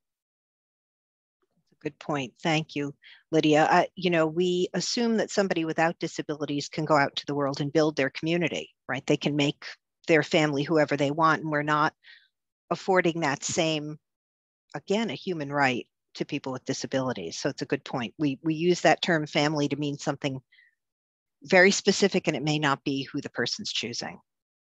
So thank you. I appreciate you raising that point.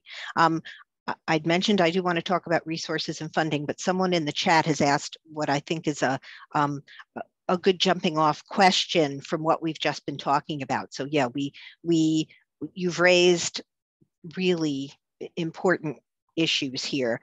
Do you have any strategies that you could recommend that can help these service providers serve survivors with disabilities who perhaps are fearful about coming forward for a lot of the reasons that you've just raised?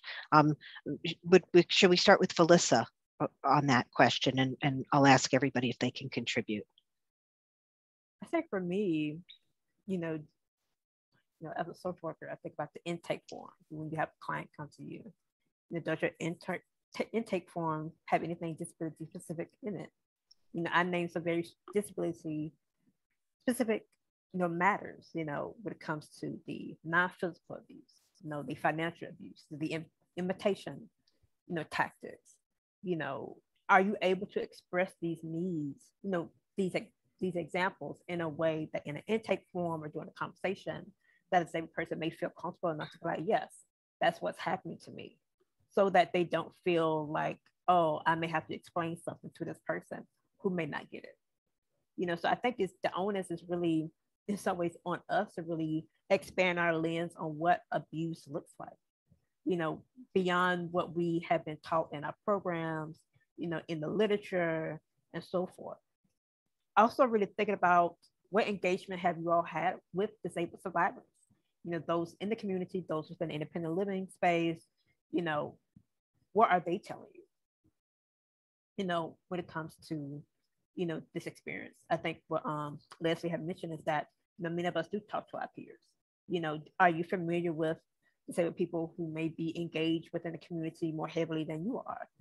Because they would be the ones kind of on the ground who would know, who's being harmed or not, or who's being harmed in institutions, or within certain families and things of that nature. So I just think that really looking at our process of gathering information about those who come to us seeking support, are we doing everything that we can to really lay out a clear map as to discussing abuse from this lens that has been heavily ignored?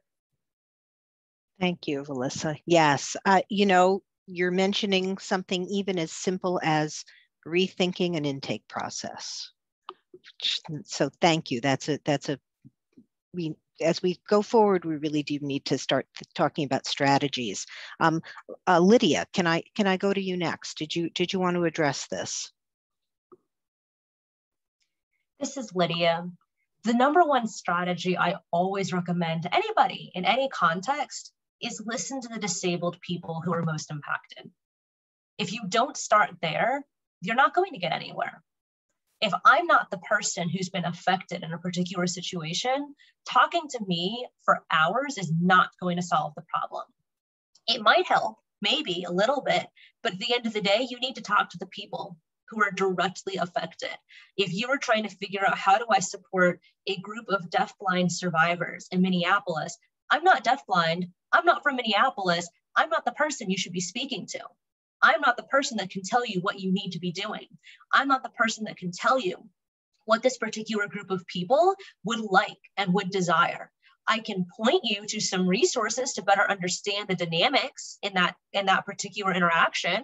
I can point you to some resources in terms of people's writing, organizations that may be able to assist you in facilitating how to provide and design support, but I can't help.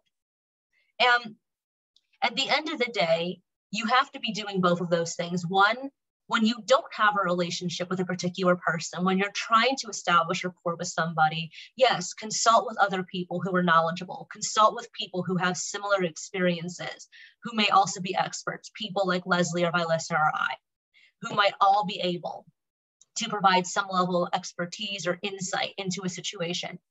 And consult with, listen to, and follow the lead of the people who are actually most impacted. If you are not doing that, then nothing else matters. Thank you, Lydia. Yeah, so use your ears. Something we often forget because we're busy talking. So thank you, Leslie. Did you want to address this too? I know I've jumped ahead, and I apologize to all of you. But what strategies can we look to? Part of the strategies I think that we all need to take is we need to first build a trust. We can't go in and put on our intake forms, have you ever been abused, and expect that the first time they see that, they're going to say yes. We're going to have to ask that every time we see them, not just the first time. We want to make sure that they know that we actually want to hear them, that we want to hear that yes, and that once that yes comes, that they can trust us. So there has to be a level of trust. And we can't expect that people with disabilities are necessarily going to trust systems that they haven't had contact with, such as violence against women organizations. If those aren't programs that they're used to, they're not going to be able to necessarily just walk in and be able to actively participate in a way that's really trusting in nature. We need to build that trust. We need to be deserving of that trust. And that means us. We need to change how we're coming across to people. I don't expect anybody to stop me on the street and say, hey, this is happening to me. I expect them to not necessarily trust me just because this is what I do. And like Lydia said, I can't go into another state or another community or even another organization within my community here and be able to answer all the questions. Questions need to be answered by the person with the disability, the person being affected. And so we need to open our ears, we need to listen, but we need to build a trust in order for people to give us that kind of information to provide us with their intimate details. We need to build trust first. That sounds time consuming. Mm-hmm. Yeah, that's often the problem, isn't it? As you mentioned turnover and change, and it's often hard to make those systemic changes that stick. To institutionalize that sounds like it's going to be a time-consuming process. I've only got about 20 more minutes, so I want to back up now to some of the policy issues we really haven't had a chance to address. But I want to thank you all so much for providing this your experience. That's really has been so valuable.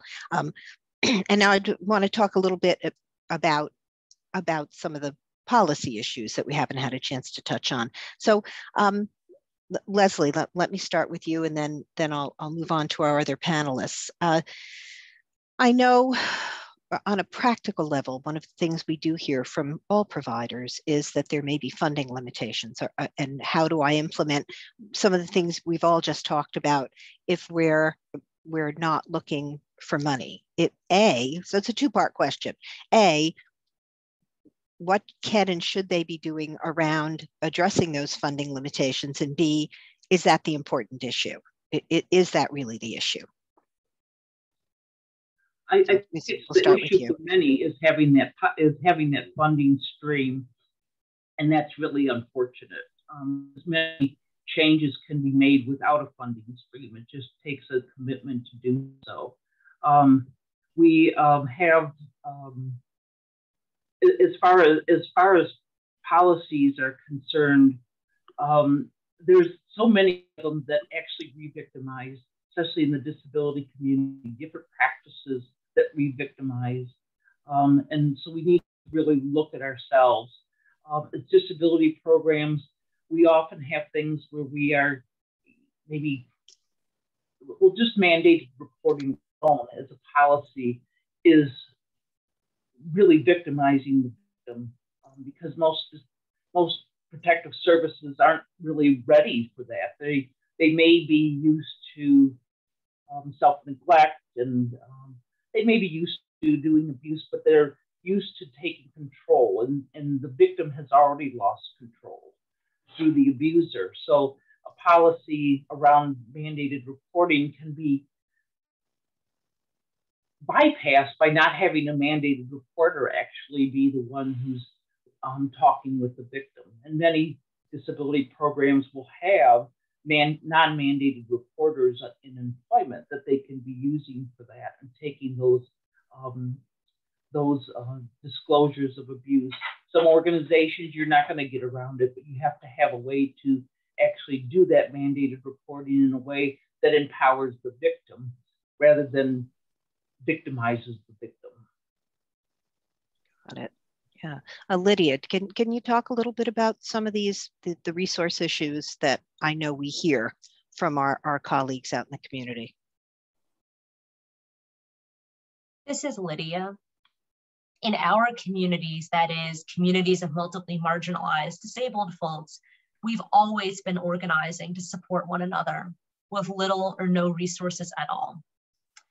And I say that not to say, oh, therefore you can do anything, because that's not true. Sure. The ways in which we organize to support each other are very sporadic, they're fractured, they're precarious, and they are very fragile often because we don't have sustained resources.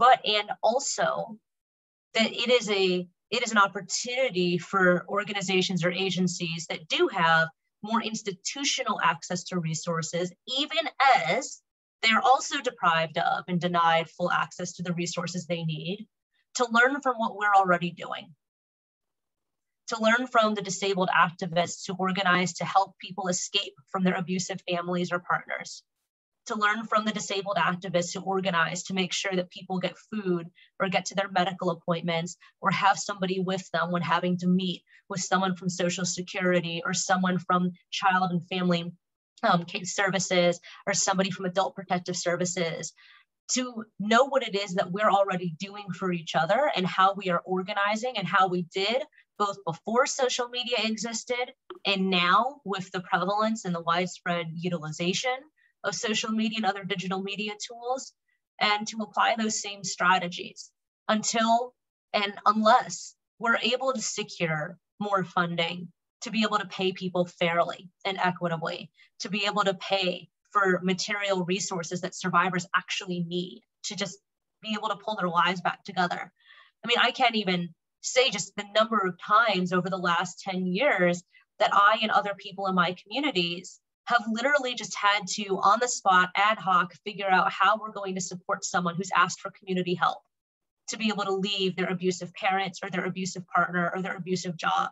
Someone who is facing imminent homelessness, somebody who has just had their children taken away from them because they're trans or because they're disabled.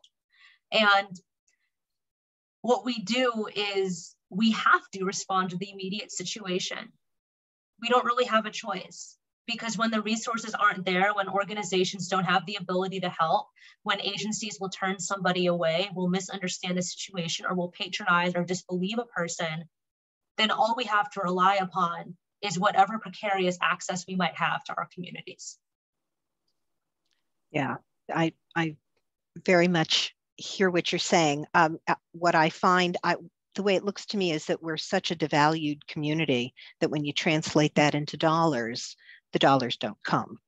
Not enough, not what's really needed. And you end up, fortunately, I suppose, having these ad hoc peer-to-peer options.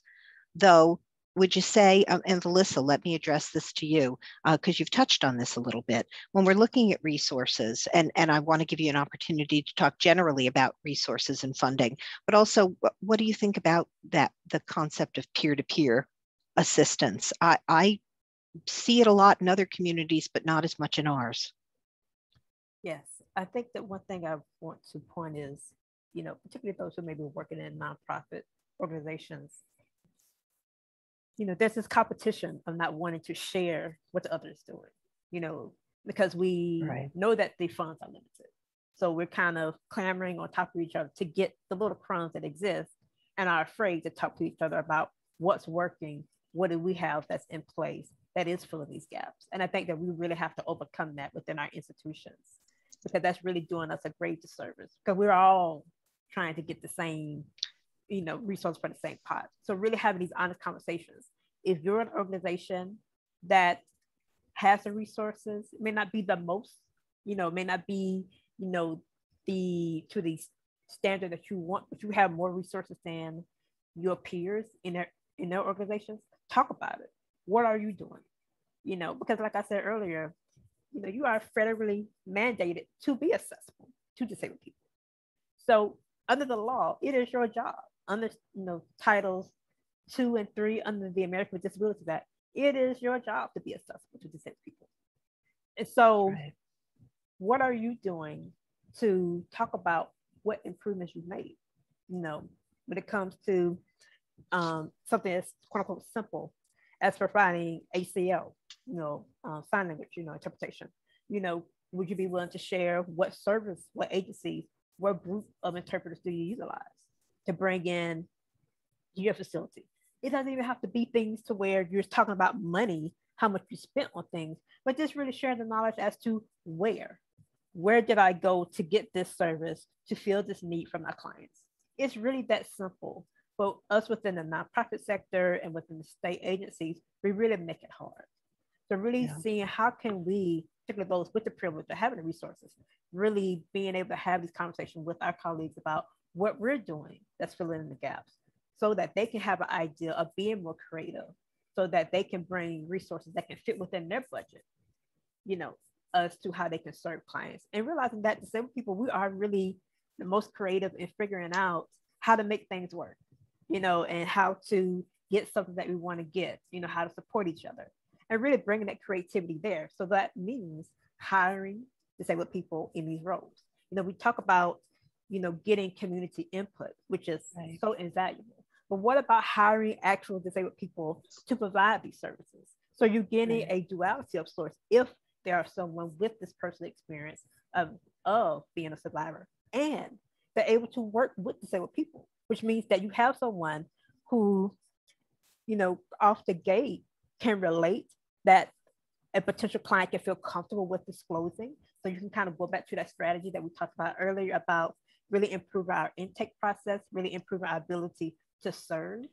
How are disabled people from your community, because that's been very highlighted here, about getting people at the root of the problem, bringing them in to hire, not just as a volunteer, because we understand that our organization loves volunteer, but as people, as a community that is unemployed and underemployed, really putting money in our hands, as hiring us to be counselors, to be the workers, to really fill in the gaps as well. Because we don't really talk about the importance of bringing disabled people in as the experts to lead our organizations.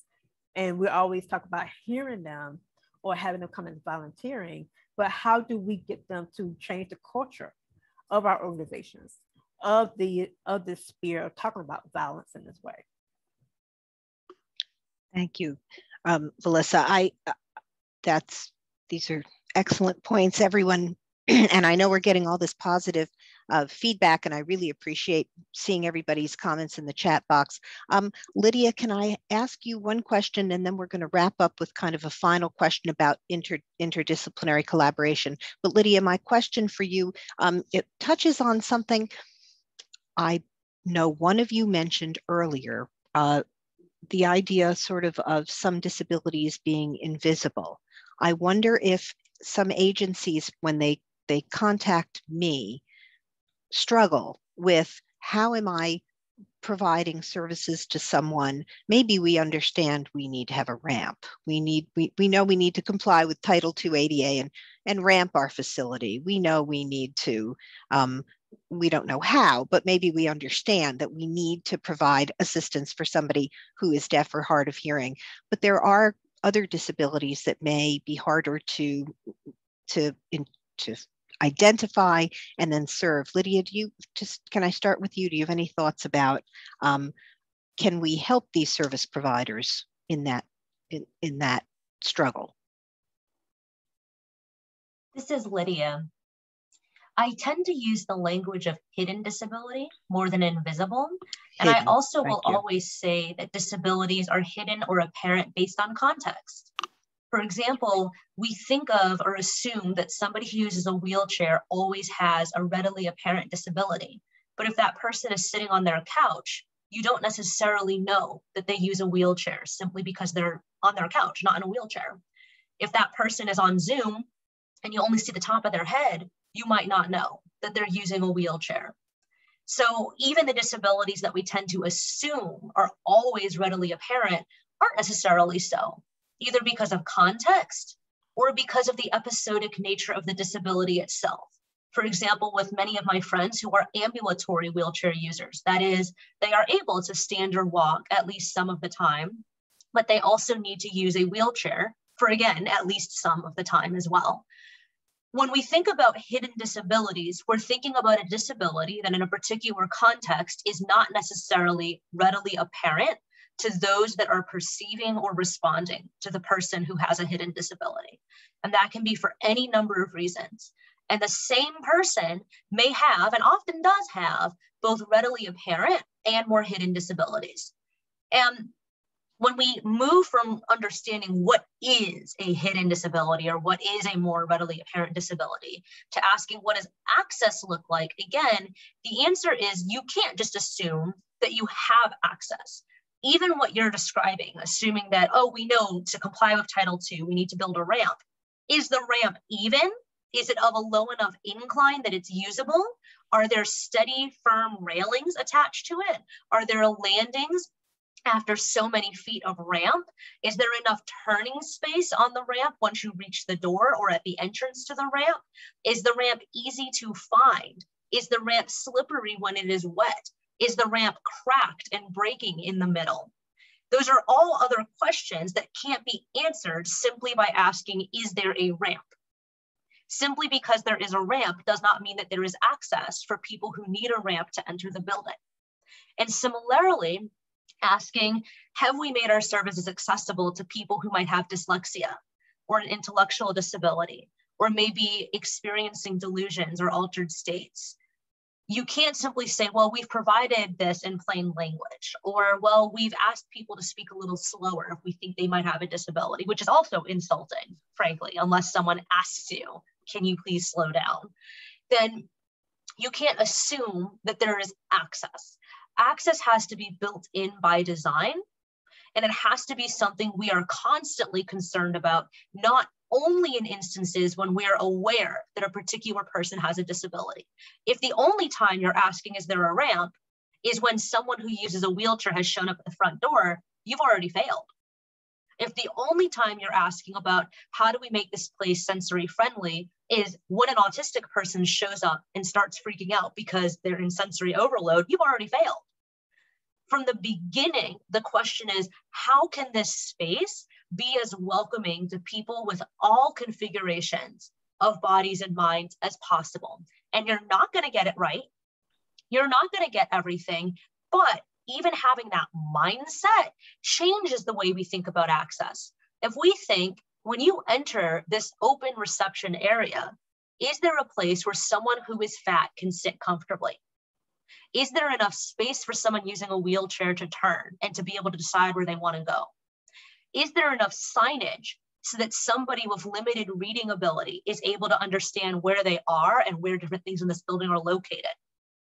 Are the bathrooms clearly designated as accessible and gender neutral? Are the walls painted or patterned in such a way that people who are communicating in a manual or signed language can easily understand each other? Those are all questions about access. Who can feel comfortable entering this space? Whose faces are represented on the posters on the wall? What kind of lighting options are available? What people are in leadership? What kind of messages, explicit and implicit, is your space sending to the people who enter it? Now, this is an example about physical space, but the very same questions apply to virtual spaces, to services, to policies that we're working on. Who can be witnessed within this policy? Who does this policy contemplate? Who do these services assume is receiving them? What are the assumptions being made about the type of people who receive services, about their lifestyles, about their identities, about their culture, about where they come from? And who is absent who has been erased. And you're not going to be able to answer all those questions alone, no matter who you are, because none of us contain and represent all possible identities, communities, or experiences. And that's also why when thinking about and designing for access, whether in physical spaces, in the delivery of services, and the development of policies, you have to be working in collaboration, not consulting, not seeking advice, working in collaboration with people who are most impacted in your community, who can draw your attention to what you might have missed. Thank you, Lydia. That was beautiful, and a great. You covered so many topics that I think are going to give a lot of thought to the people who are listening. Felissa, we've got about 5 minutes left, so I'm going to ask Felissa and Leslie to also kind of address this same topic. Because it really goes back to that original question of what are we asking people to think about? Not just what are we asking them to do, but what are we asking them to think about and how they change how we go forward. Felissa, would you like to address that next? Yes, and I'm going to address about just seeing the conversation that's in the chat. You know, people saying like, you know, I thought that I knew this much, but I'm realizing I need to know more. And just understanding there's always more to do. You know, just kind of, you know, going from what Lydia was saying, you know, not one person can just give you all the answers. You know, you see there's many angles to consider. And I think that in that, we have to realize that there's a lot that we don't know and have to sit with that type of discomfort. But as professionals, we are expected and sometimes pressure ourselves to have all the answers. But it's okay to realize that I have this, you know, limited understanding and scope, and that's okay. But now in being here at this presentation or reading literature that's, you know, Lydia has shared, or even the research that has been covered earlier in the day, now I know that when today is over, I can bring back to my organization, you know, to the spaces that I'm in, you know, what I've learned, and so that we can develop a game plan to improve. And understanding that improvement isn't going to happen overnight. You know, it's not going to happen possibly within a year, but that certain, you know, actions need to be taken. And to be uncomfortable with that, just knowing that you're going to have to make changes. It's going to be foreign. You may mess up. They may be unclear. You're going to have to ask for help. And that's okay. You know, putting that ego aside as professionals, as us having to be the all-knowing, and realizing that sometimes you got to be the student. No matter what title, no matter how many degrees, certification that you have, it's okay to start from zero and build up. And working with people who are, you know, at the center of this issue, and understand that they're going to say things to you that's going to make you uncomfortable, that you haven't thought about before. And that uncomfortability isn't them saying something harsh, but just you realizing, wow, I never thought about that before. Like, wow, you know, I never considered how these aspects could really play a role in the way that somebody could be harmed. Or, wow, you know, the ways that I thought about disability were very counterintuitive to the work I'm supposed to be doing in my role. Just understanding that we're all here to learn from each other, to be supportive of each other, and most importantly, be intentional about doing better once we have the knowledge to know better. Thank you, Felissa. Thank you, and for giving us permission to not know something. That is a tough one in our field, isn't it? We always have to be the fixer. So that I appreciate that perspective. Leslie, I've got about 2 more minutes, and if I can ask you to just kind of wrap this up with you know, some of your thoughts on this final issue, I'll turn it back over to Gabrielle, because you're not done. We have more questions from the audience, but Leslie, can you address this a little bit? Yeah, I think that not being afraid to ask the questions and being willing to ask questions is really important. And I think for those of us providing services, we can't expect to be experts in all things. And instead, we need to be experts in our own thing and learn to work together. Because if I can work with someone who's providing sexual assault services or domestic violence services, and they can trust me to be the disability expert, so to speak, us working together, we're providing a better service. So being willing to work together, not having to know everything. Yeah, that interpersonal, interdisciplinary collaboration. I guess that's what we want to leave this group with. And Gabrielle, I know we're at 10 to 12. That time went so quickly. Thank you all so much for sharing this. I'm going to turn this back over to Gabrielle because I know they've gotten some questions from the audience that we'd like to hear. Thank you, Jessica. And thank you everybody for such a wonderful discussion. The audience has been super engaged in the chat, as you can, my video is still off, as you can see. And yeah, so I'm really thrilled. And so we wanted to make sure to save some time to share some of the questions we've received. And then we're actually going to turn it over to the audience next and ask some questions of you all. I understand that the webinar format can be a little bit complicated because only those on the panelist side are able to use their microphone. So we're really going to rely on the chat here. So thank you for being patient with us in that regard. So actually now I'm going to ask Jessica, who is on our research team, to step in to ask some of the questions that have come up in the chat. Jessica, you are up. Hi, everyone. Thank you so much. It was a really great discussion. My name is Jessica Elsesser. I'm wearing a navy blue shirt. I have brown hair and a braid. And I'll just be reading aloud some of the audience questions. Hopefully there'll be some more in the chat as we're speaking. The first question was really about this particular context, and it was for anyone. So what are the greatest impact that you feel like COVID-19 has had on the disability community?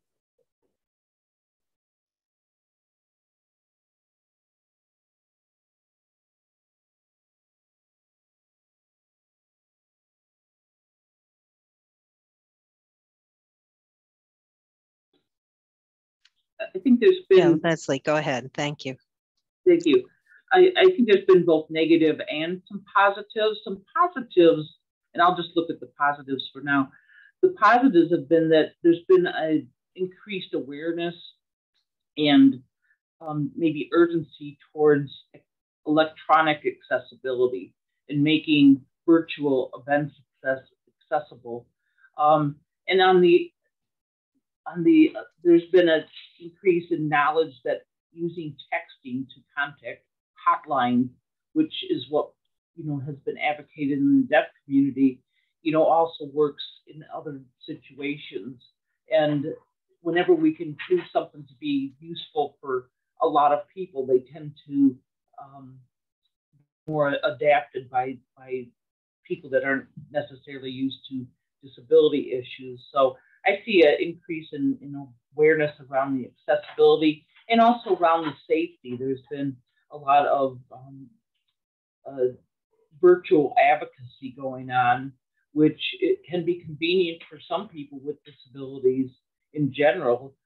Certainly the lack of being able to leave because of COVID has been a barrier for all victims. And the isolation and not having face-to-face contact, of course, is also a negative. But I like to think on the positive side and think about, while the laws have been dragging on electronic access, I think this is helping to move that along.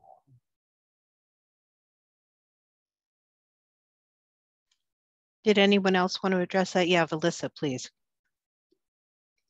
Yes, definitely agree with Leslie about online access, the visibility of it all, and even some of the frustrations voiced by the community when it was pre-pandemic about not wanting to do things virtually. When it comes to work, when it comes to hosting events, when it comes to even school options, just that resistance has really impacted the lives of many of us who would have greatly benefited from things being virtual. And now seeing everybody kind of jump on the bandwagon of virtual spaces and realizing that, wow, we could have been doing this the whole time. And that's the truth. We could have been doing a lot of these things that we've been forced to over the past year, this whole time. And now we're seeing the rush back to normal, which, to keep it real, nothing is normal still. We're still having cases of COVID. People are not, getting vaccinated, at this time in the higher numbers that there should be. And, there's still fears about, once people push this normal and whatever normal looks like when we actually get there, we will be left behind as we were before. We're seeing the slow reduction of virtual opportunities and the fear of that. We've been using the opportunities to connect to each other, which we as community have always been able to do.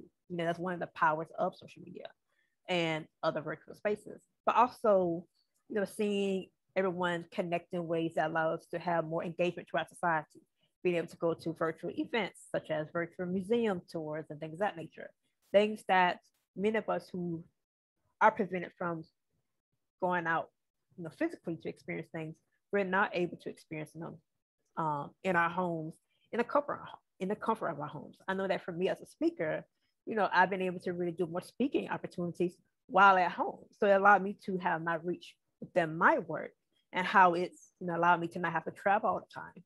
So it's just really seeing the personal benefits for myself at this time that many of us are really seeing. But I also want to bring up the fact that some of the conversation we're not having when it comes to COVID is the impact of health services, especially home health services. I wrote a piece last fall where I talked to a Black disabled woman who's receiving home care services and some of the concerns she had for the providers that she utilized as to whether or not they were supported by their agencies. Many of these women are, being paid barely above the minimum wage. Many of them are uninsured or lack health care insurance at all. And many of them are women. So we understand that with gendered jobs, lower pay, lower access for them, which can impact the quality of care that they receive. And in that same piece, I talked to a care worker who talked about some of the fears she had. She had a disabled adult daughter that she was taking care of for the first 6 months of the pandemic and had to reduce her caseload to reduce possible exposure for her and her daughter. And the reality is that, many women in this work who come into the homes of disabled people, seniors, and other populations, the choices they're having to make. Do I continue to work? What if I get sick? Who's going to take care of me if I'm sick? Is my job still going to be there if I recover? Can I have access to COVID treatment, or be able to find time to get the vaccine and take care of myself in case I have adverse symptoms to the vaccine? These are all the things that we're not talking about widely in our society, but within the disability community, we're talking about it amongst each other. So we really need to kind of expand when it comes to COVID, the conversations that's being had in the silo of sorts that is going to impact the quality of life and the services received in the broader society. This is Lydia. The other conversations that are missing, right, going off of what you were just talking about, are that every way that COVID has negatively impacted people's lives has hurt Black and Brown, disabled, and queer and trans people the most. In terms of who has been on the front lines most exposed to COVID because of their jobs, who is the least likely to have access to safer, more remote work, who is the least likely to have access to a broadband connection or internet-capable device, who is the least likely to be in a position to bargain with their employer, who is the most likely to face discrimination, neglect, or even outright killing through denial and deprivation of healthcare services, who has been the least likely to receive the vaccine. Literally, as of today, less than 1% of all of the vaccines for COVID that have been administered have gone to people living in the global south. Literally, less than 1% of all vaccines worldwide. And anytime we're thinking about how COVID has affected us, we also have to name that all of the places where COVID is most likely to be highly transmittable and deadly are institutional carceral spaces: jails, prisons, immigrant detention facilities, nursing homes, psychiatric hospitals, long-term residential institutions, all places where people who are Black and Brown and disabled are the most likely to be incarcerated, to be warehoused, to be removed from society. And when we think about COVID now, right, we're also seeing that the development and the increase use of virtual and remote technologies has in many ways, like you were just talking about, increased our access and has led to more intrusive and invasive surveillance of students, of employees, of recipients of social services, of activists, of all sorts of people and communities, in many of which disabled people, especially multiply marginalized disabled people, have been further disproportionately impacted. And now, as states, counties, and cities are rushing to reopen and return to normality, for many of us, we're afraid because we already know that access measures implemented during the pandemic will likely disappear, as non-disabled people who didn't need them no longer wish to have them or make them available for disabled people for whom remote participation was much more accessible than having to wait for unreliable, inaccessible transportation and demands on our mental and cognitive and emotional energy and capacities. We are now afraid that with the return to things as normal, all that signals is a return to unsustainable and inhumane working and learning and living conditions just for the sake of appearing to be normal or functional again. That's the conversation that really only those of us in our communities are having.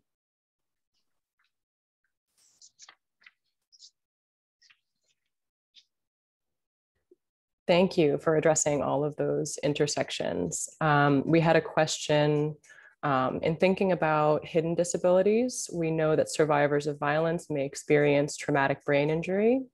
What type of barriers might folks with TBI experience, and how can providers be more aware about this intersection? This is Lydia. I recently read an article that speculated that probably the vast majority of TBI cases are survivors of domestic or intimate partner violence. And that the research that we have now on concussions and other forms of TBI really is incomplete because it focuses primarily on people who sustain concussions because of participation in sports and doesn't account for the vast majority of likely underdiagnosed or undiagnosed cases of TBI. And what I know from being someone within the developmental disabilities community is that the supports that are helpful to people who are dealing with a TBI are often the same types of supports that are helpful for people with intellectual and developmental disabilities and people with other learning and cognitive disabilities. That is, providing information in chunks, providing information at the pace the person themselves sets, that when that disabled person lets you know that you're moving too fast or too slow, that you adjust accordingly, of providing information in detailed, concrete steps that are broken down into the simplest possible versions of those steps, that the person is supported with repetition and reinforcement of the things that they need assistance with, and that more than anything else, that the disabled person is believed about their experiences and taken seriously when they say they are experiencing seizures or seeing something different or forgetting words or struggling with sleeplessness or whatever else it is that they are experiencing, all of which are routinely dismissed and ignored by healthcare providers and other professionals because of the assumption that our perceptions are unreliable.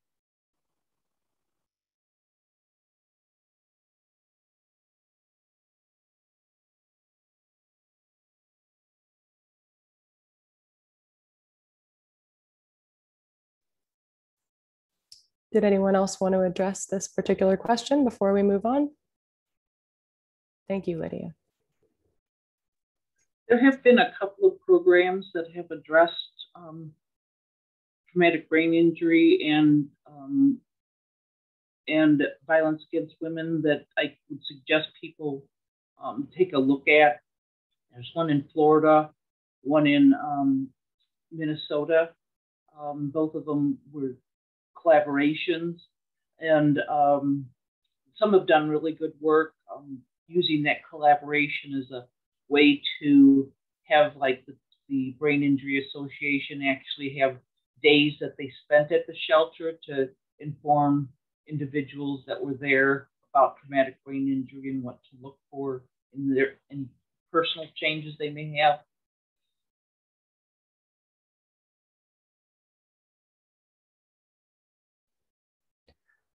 There's a question in the Q&A box that says, if your client is being emotionally abused by his intimate partner, what is the first best advice you will give your client?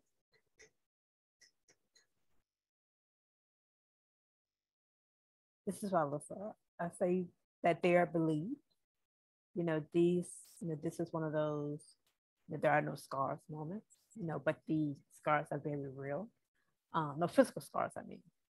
And that they're believed, to really get them to be like, I believe you, I believe this is happening to you.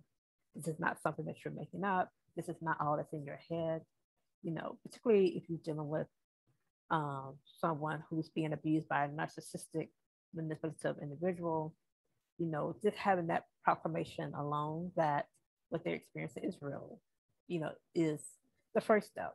Because many times people feel that, because they're not hitting me or they're not causing me real physical harm, that, it's not as severe.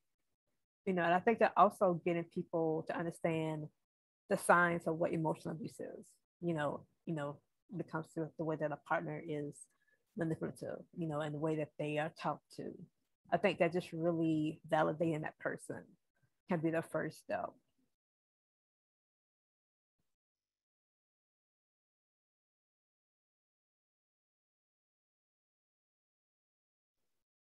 Okay, I think we have time for one more question before we move on to the audience forum. From your perspective, this is for anyone, what are the greatest barriers to access and inclusion for survivors of interpersonal violence with disabilities?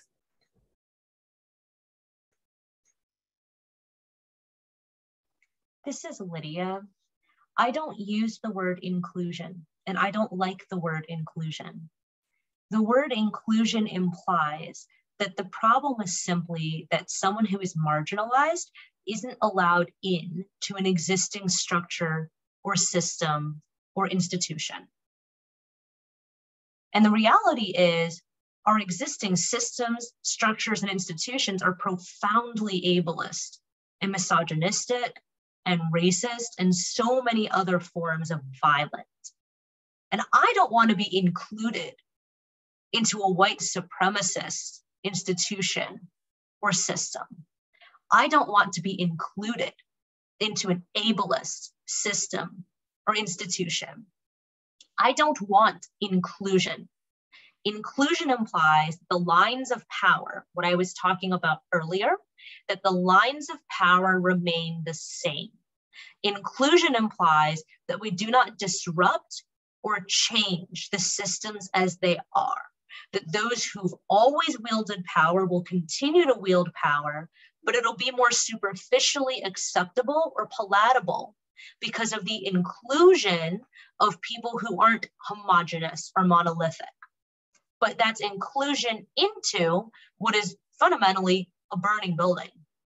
I don't want inclusion. I want justice.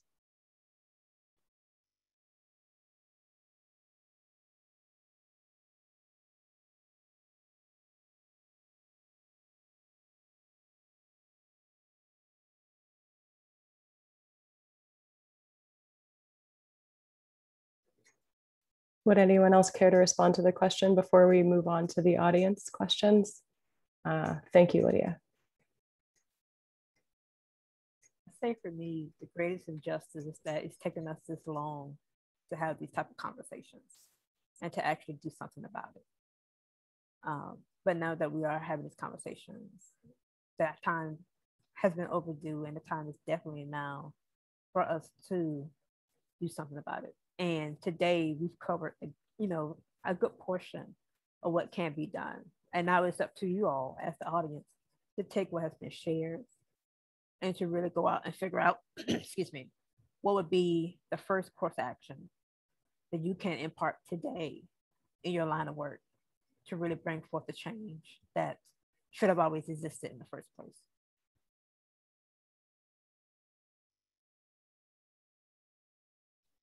I agree with Melissa there that you really,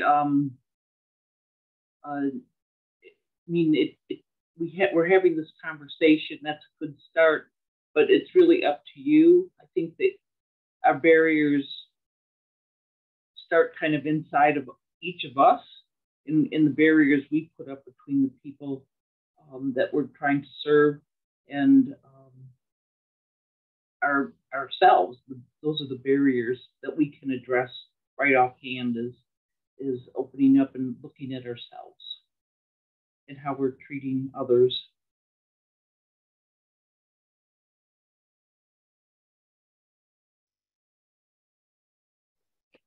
Barriers start within. Thank you, Leslie. It seems we should be heading to Perry for closing out, so we may not have time for audience questions. Can somebody else jump on?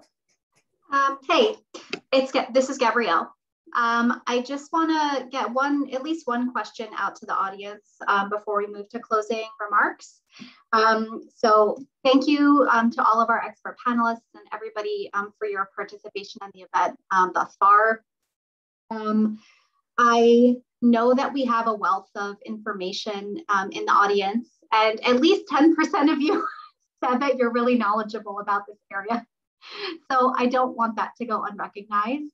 But I do, I guess the one question I do want to ask everyone is if you could put in the chat at least one thing that you will take back today from our conversation.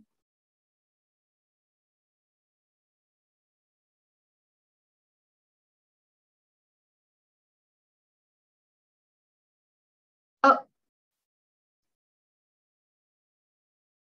Okay, hold on. Oh, I didn't even know we could do this. I don't know if I can. I have someone that's trying to raise their hand, but I don't know that I can in the webinar format. So you might have to put it in the chat. Okay, so for the benefit of everyone in the chat, I'm seeing that the concept of inclusion may be offensive versus justice. Yes, thank you, Lydia, for that. Empowering advocacy. That disability may depend on context. Listen to disabled people, believe survivors. Again, justice instead of inclusion and the importance of language overall. Hi, Gabriella, it's Zach. I just wanted to jump in real quick. If you want to have the attendees be allowed to talk, you just have to hit that allow to talk button. They'll be muted when you hit it, so they'll have to unmute themselves. Okay. Let me see. We only have about a minute or so. Okay. So let me see if I can get through the chat pieces. To validate others' experiences and listen, respect all of individual needs, the importance of language. Okay, I'll just watch for a couple more. So as y'all are putting that in the chat, I do want to remind everyone that this program is going to be recorded, or it is being recorded, and it is going to be posted on our resource site. That site was shared when you received your registration confirmation, but we will be sending it out again when we send out the link for CEUs and any other follow-up. So I would encourage you to visit the site if you haven't gotten to yet. It will also have a toolkit for collaboration that has been developed through this project. The toolkit is based on the research findings. So a lot of the findings are specific to New Jersey, but offers conversation starters, recommendations, and tools for providers in New Jersey, both in the disability agencies and the survivor serving programs, to help ensure that we can better serve individuals with disabilities across the state. So I would again, I would encourage you to take a look at that. You can view it online, or you can save the PDF copy. It is a little bit of when you first open it, it will maybe feel like a long document, but it's broken into sections that are meant to be used as you need them. I will admit straight away that there is a section on inclusion, and maybe if we were working on this toolkit tomorrow, not maybe, I would definitely ensure that we rethink that. So thank you, Lydia, for bringing our attention to the importance of language and the way that we frame this conversation.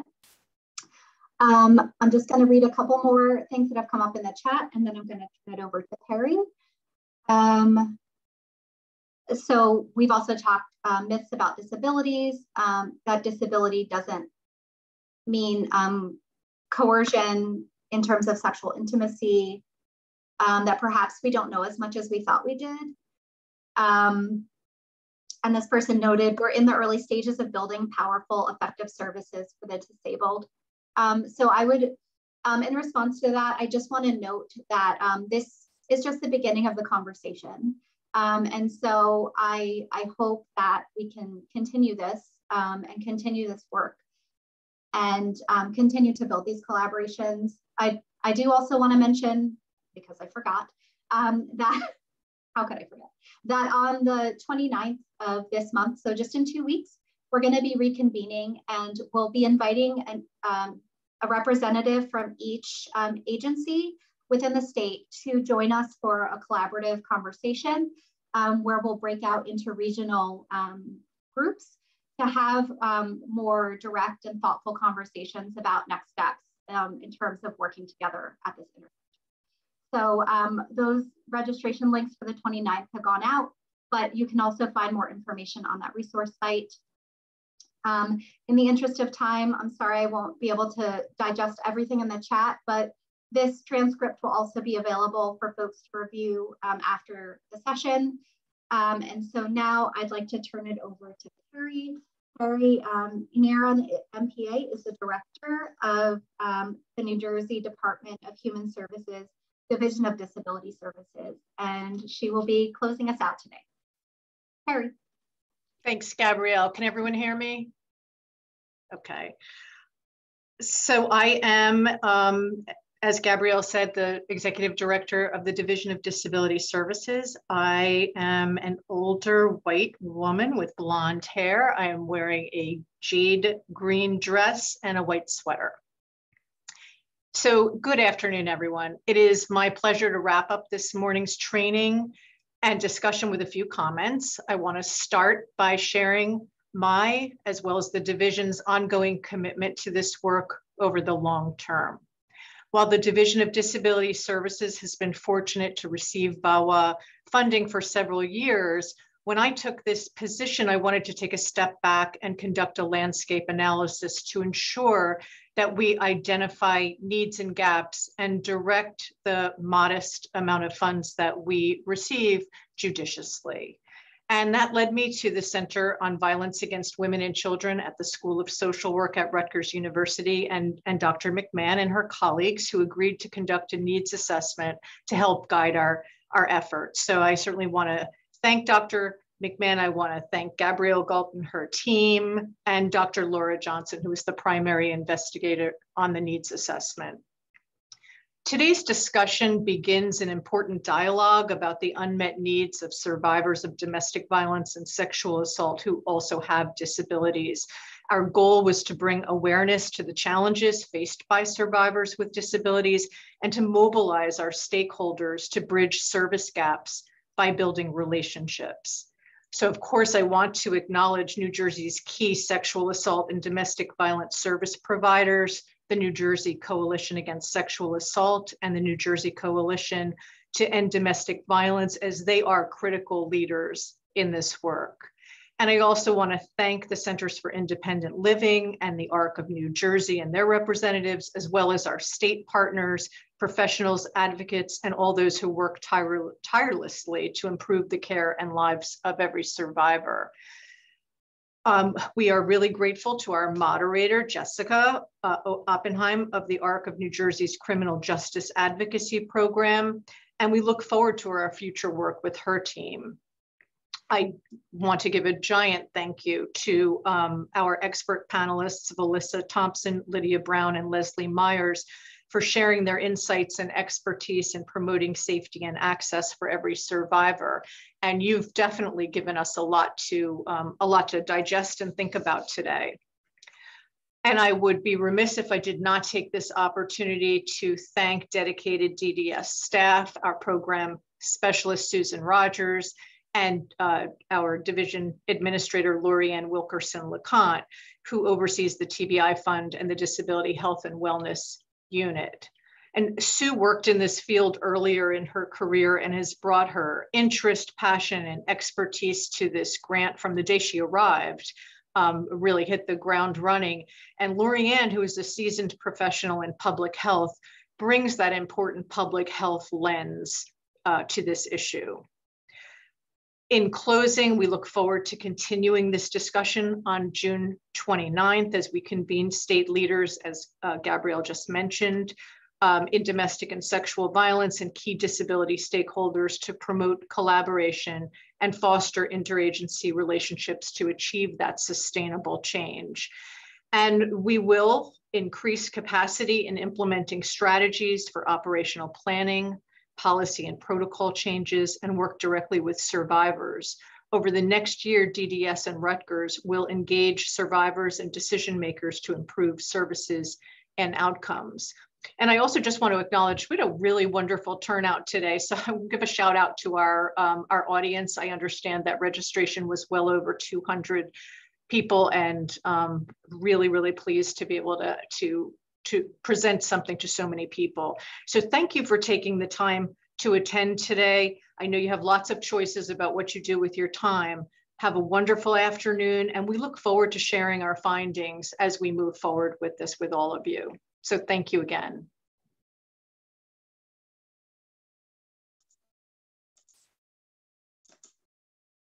Thank you, everyone. We're all set for today. I would just ask that as you close the presentation today, you take a moment to fill out our post-evaluation survey.